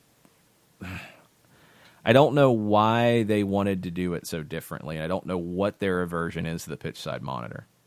I think that's the biggest problem with it there. The technology and the offside part of it, and Hawkeye and everything you're going to do with it, all of it's going to be difficult. And as Dale Johnson points out in his Twitter thread, in MLS, you don't have the Hawkeye system. But they also don't use the clear and obvious romantic notion either on offside. And Johnson points this out. It says it's because MLS Stadia did not have enough cameras to make the previous one line on a pitch system viable across all of its grounds. He adds to that, the crosshair system was not available before the start of the 2019 MLS season. They've done some testing with it at the end of the 2019 season. If they like the testing, if the technology works, MLS could use it for 2020. people might be throwing things when they hear that, but that's a possibility. It gets things more accurate. The clear and obvious idea for VAR offside, not using lines or drawing lines on that have nothing to do with Hawkeye or anything like that, that isn't accurate. And then it gets back to the question of, do you want VAR to get things right, or do you want to feel good about what it does? If you want it to get it right, you're getting into black and white. You're getting into technology and making sure you're accurate as you can possibly be. You're going to be more accurate with Hawkeye, with the 3D crosshairs and all that. You're going to be more accurate with that than you would be with clear and obvious or the naked eye or just drawing a line or what have you. Tafka is adding to the mix that if you put a time limit on something, if you can't do something in, say, 15 seconds, if you can't overturn it, then it stands. Well, 15 seconds is way too short. That's completely and utterly unrealistic to have a replay pulled up and looked at that quick. You're talking more like 30 to 60 seconds. I think a minute, if you do something like that, would have to be your limit, because you have to create some buffer time, because not every situation's the same. You know, sometimes you might have a delay before it gets looked at, and the producer and the VAR folks can pull it up very quickly. Others, it might be bang, bang, and you've got to have it quick, and that might be impossible. It could be a very complicated one. Like 15 seconds is not enough. A time limit, I'm not completely opposed to it. It limits accuracy because it puts a limit on how accurate you can be. It's like, that's not about getting the call right. If you're putting a time limit on it, you're not focused on getting the call right. You're focused on keeping the play moving. And if that's your priority, that's okay. But it's not going to get the calls right any more than it is already. That's something to be understood. A couple other things that came up in it. I saw people outraged about the encroachment on the Wolves Manchester City penalty.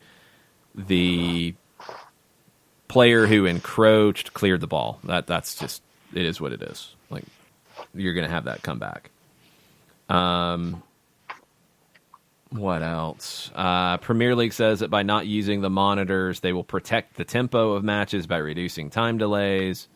They're actually making it worse. That's something that they need to get right. And I thought what Johnson pointed out was a good one here on the Andy Carroll penalty appeal as being a perfect opportunity of where a monitor should be used. So refs there, you can see the in the still shot that the referee is 15 yards away, maybe 10 to 15. So he's got a good look. But things happen fast. There's a push in the back. You know, the ref might say that, well, he saw contact, but he thinks it wasn't sufficient. The VAR might look at it and say, man, that's more than just a little contact. I recommend you go take a look. Well, in the Premier League, that doesn't happen. They don't go take a look. In other leagues, they do. And sometimes a referee is going to look at that and say, yeah, that's far more contact than I thought it was. That's a penalty. And it's given. Again, the Premier League is trying to be very accurate on offside with Hawkeye, which I'm fine with. You want to be accurate? Be accurate. Be accurate and timely, but be accurate. But then you're creating this situation where you're limiting accuracy by not going to look at a monitor. And, like, why are you picking one and not the other instead of just trying to be accurate? Yada, yada, yada. Oh, the other one. And this one was one that I think we all got wrong initially. The Manchester City, Sheffield United one, where initially we thought that the ball hit the referee, which under he was just in the way. Laws of the game, well, it looked like it hit him. I mean, like, everybody thought it hit him. And under the new laws of the game, if a ball hits the referee and creates a goal-scoring opportunity, it's brought back. This didn't hit the referee. the referee was in the way, and there's nothing he could have done. Like, it's not that he was in bad position or he screwed something up. There's nothing he could do. But under the laws of the game, there's nothing that he can do to bring that back either. And I don't know if that's something that, and I'm with Johnson on this from ESPN, I don't know if IFAB would change the referee interference segment of the laws of the game to add that, where if they're in the way, it becomes a drop ball for others. It doesn't happen very often. This was a very bad luck situation. I don't know if you want to codify that in the laws. And Tafka had a clarification. He says 15 seconds with the ref on the field at the monitor. He thinks it's a preventative for getting into was the Big 12 offsides or not. Yeah, Premier League's wrong on that. I'm not trying to defend them on anything with it. Like, they're wrong. If a ref's going to the monitor, I want them to get it right. If we're getting to that point where it is, they've been convinced that, okay, I need to take a look at this. Get it right. I mean, don't look there for 5 minutes, but how many times have they been there for 5 minutes? Really? Not many, if ever. Maybe they're there for 60 seconds. But 15's too short. It's just too short. Because, again, it could be a situation where the referee is looking at interpretation on if a defender played a ball, if a player's onside. That could be part of what led to a goal. There could be a potential foul involved in it as well. There could be something else. You could have 3 different things that they're ruling on. So I don't want to limit and put 15 seconds on it. I want it to be right. That's the number one element for me, is get it right. Timeliness is second. If we're going to do this to get calls right, then get them right. Because then what's the outrage going to be if they run out of time, they don't get a replay up, they get the call wrong, and it affects the team winning a match or winning a championship? Is that what we want? Nope. I don't, anyway. So, I don't know. None of it's easy. None of it's going to be simple, and it will have to be a process. But there's so many things for IFAB and the individual leagues to factor in as to how they're going to use this. You want consistency, and you want consistency across leagues that use VAR and leagues that don't use VAR. But you also want consistency among the leagues that use VAR to do it in a similar way. There's things that the Premier League does with this that are just incorrect. The pitch side monitor thing is the number one for me. The Hawkeye technology, it needs to continue to be better. And then we have to get to a point where the game needs to make a decision on, do you want to get these things right or not? And if you do, and you don't like how it feels with what offside is now, that it is truly accurate, then you get to a tweak of the offside law. And these are things that need to be discussed and need to be talked about ahead of IFAB's next meeting and ahead of any law changes that happen ahead of the next European season and the European Championships this summer. I mean, that's where they would be implemented first. Thunder and Lightning available? Yes, it is. Actually, hold on. Let's get this one.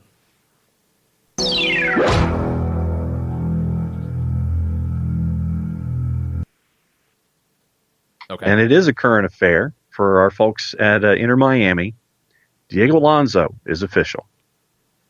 There you go. The worst kept secret of the last few days. Welcome at Alonso DT, according to at Inter Miami CF. The Uruguayan becomes the first ever coach of hashtag Inter Miami CF and is the only coach to win the CONCACAF Champions League with 2 different teams. Press release attached. All right. One rumor has turned into news today. We will have to see what other rumors turn into news and when they turn into news. And we will go from there. All kinds of fun, huh? Silly season. Love it.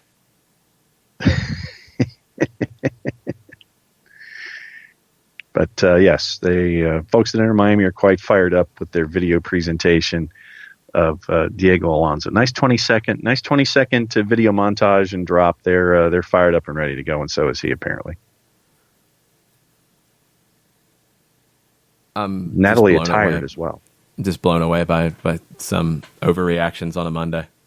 It's funny. Anyway, Diego Alonso, I think will do well for Miami. I don't think he's exactly what they pitched, but I think he can be very successful. The key for them is going to be how they fill their designated player slots now, and what big stars, impactful players come into the mix. And that's going to decide how successful Alonso will be ultimately. I think he'll get the most out of what he has to work with. Yep. Looking forward to seeing the big names that now follow, now that your coach is here.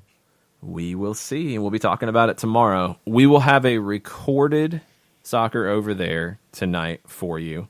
It'll be Crumpets and Espresso style with segments from the Soccer Over There All-Star crew. That'll go out around 6 o'clock tonight.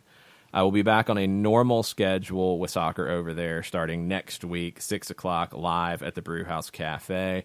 We've got more live stuff coming for you in 2020, and we'll talk about all of that tomorrow on our last show of 2019.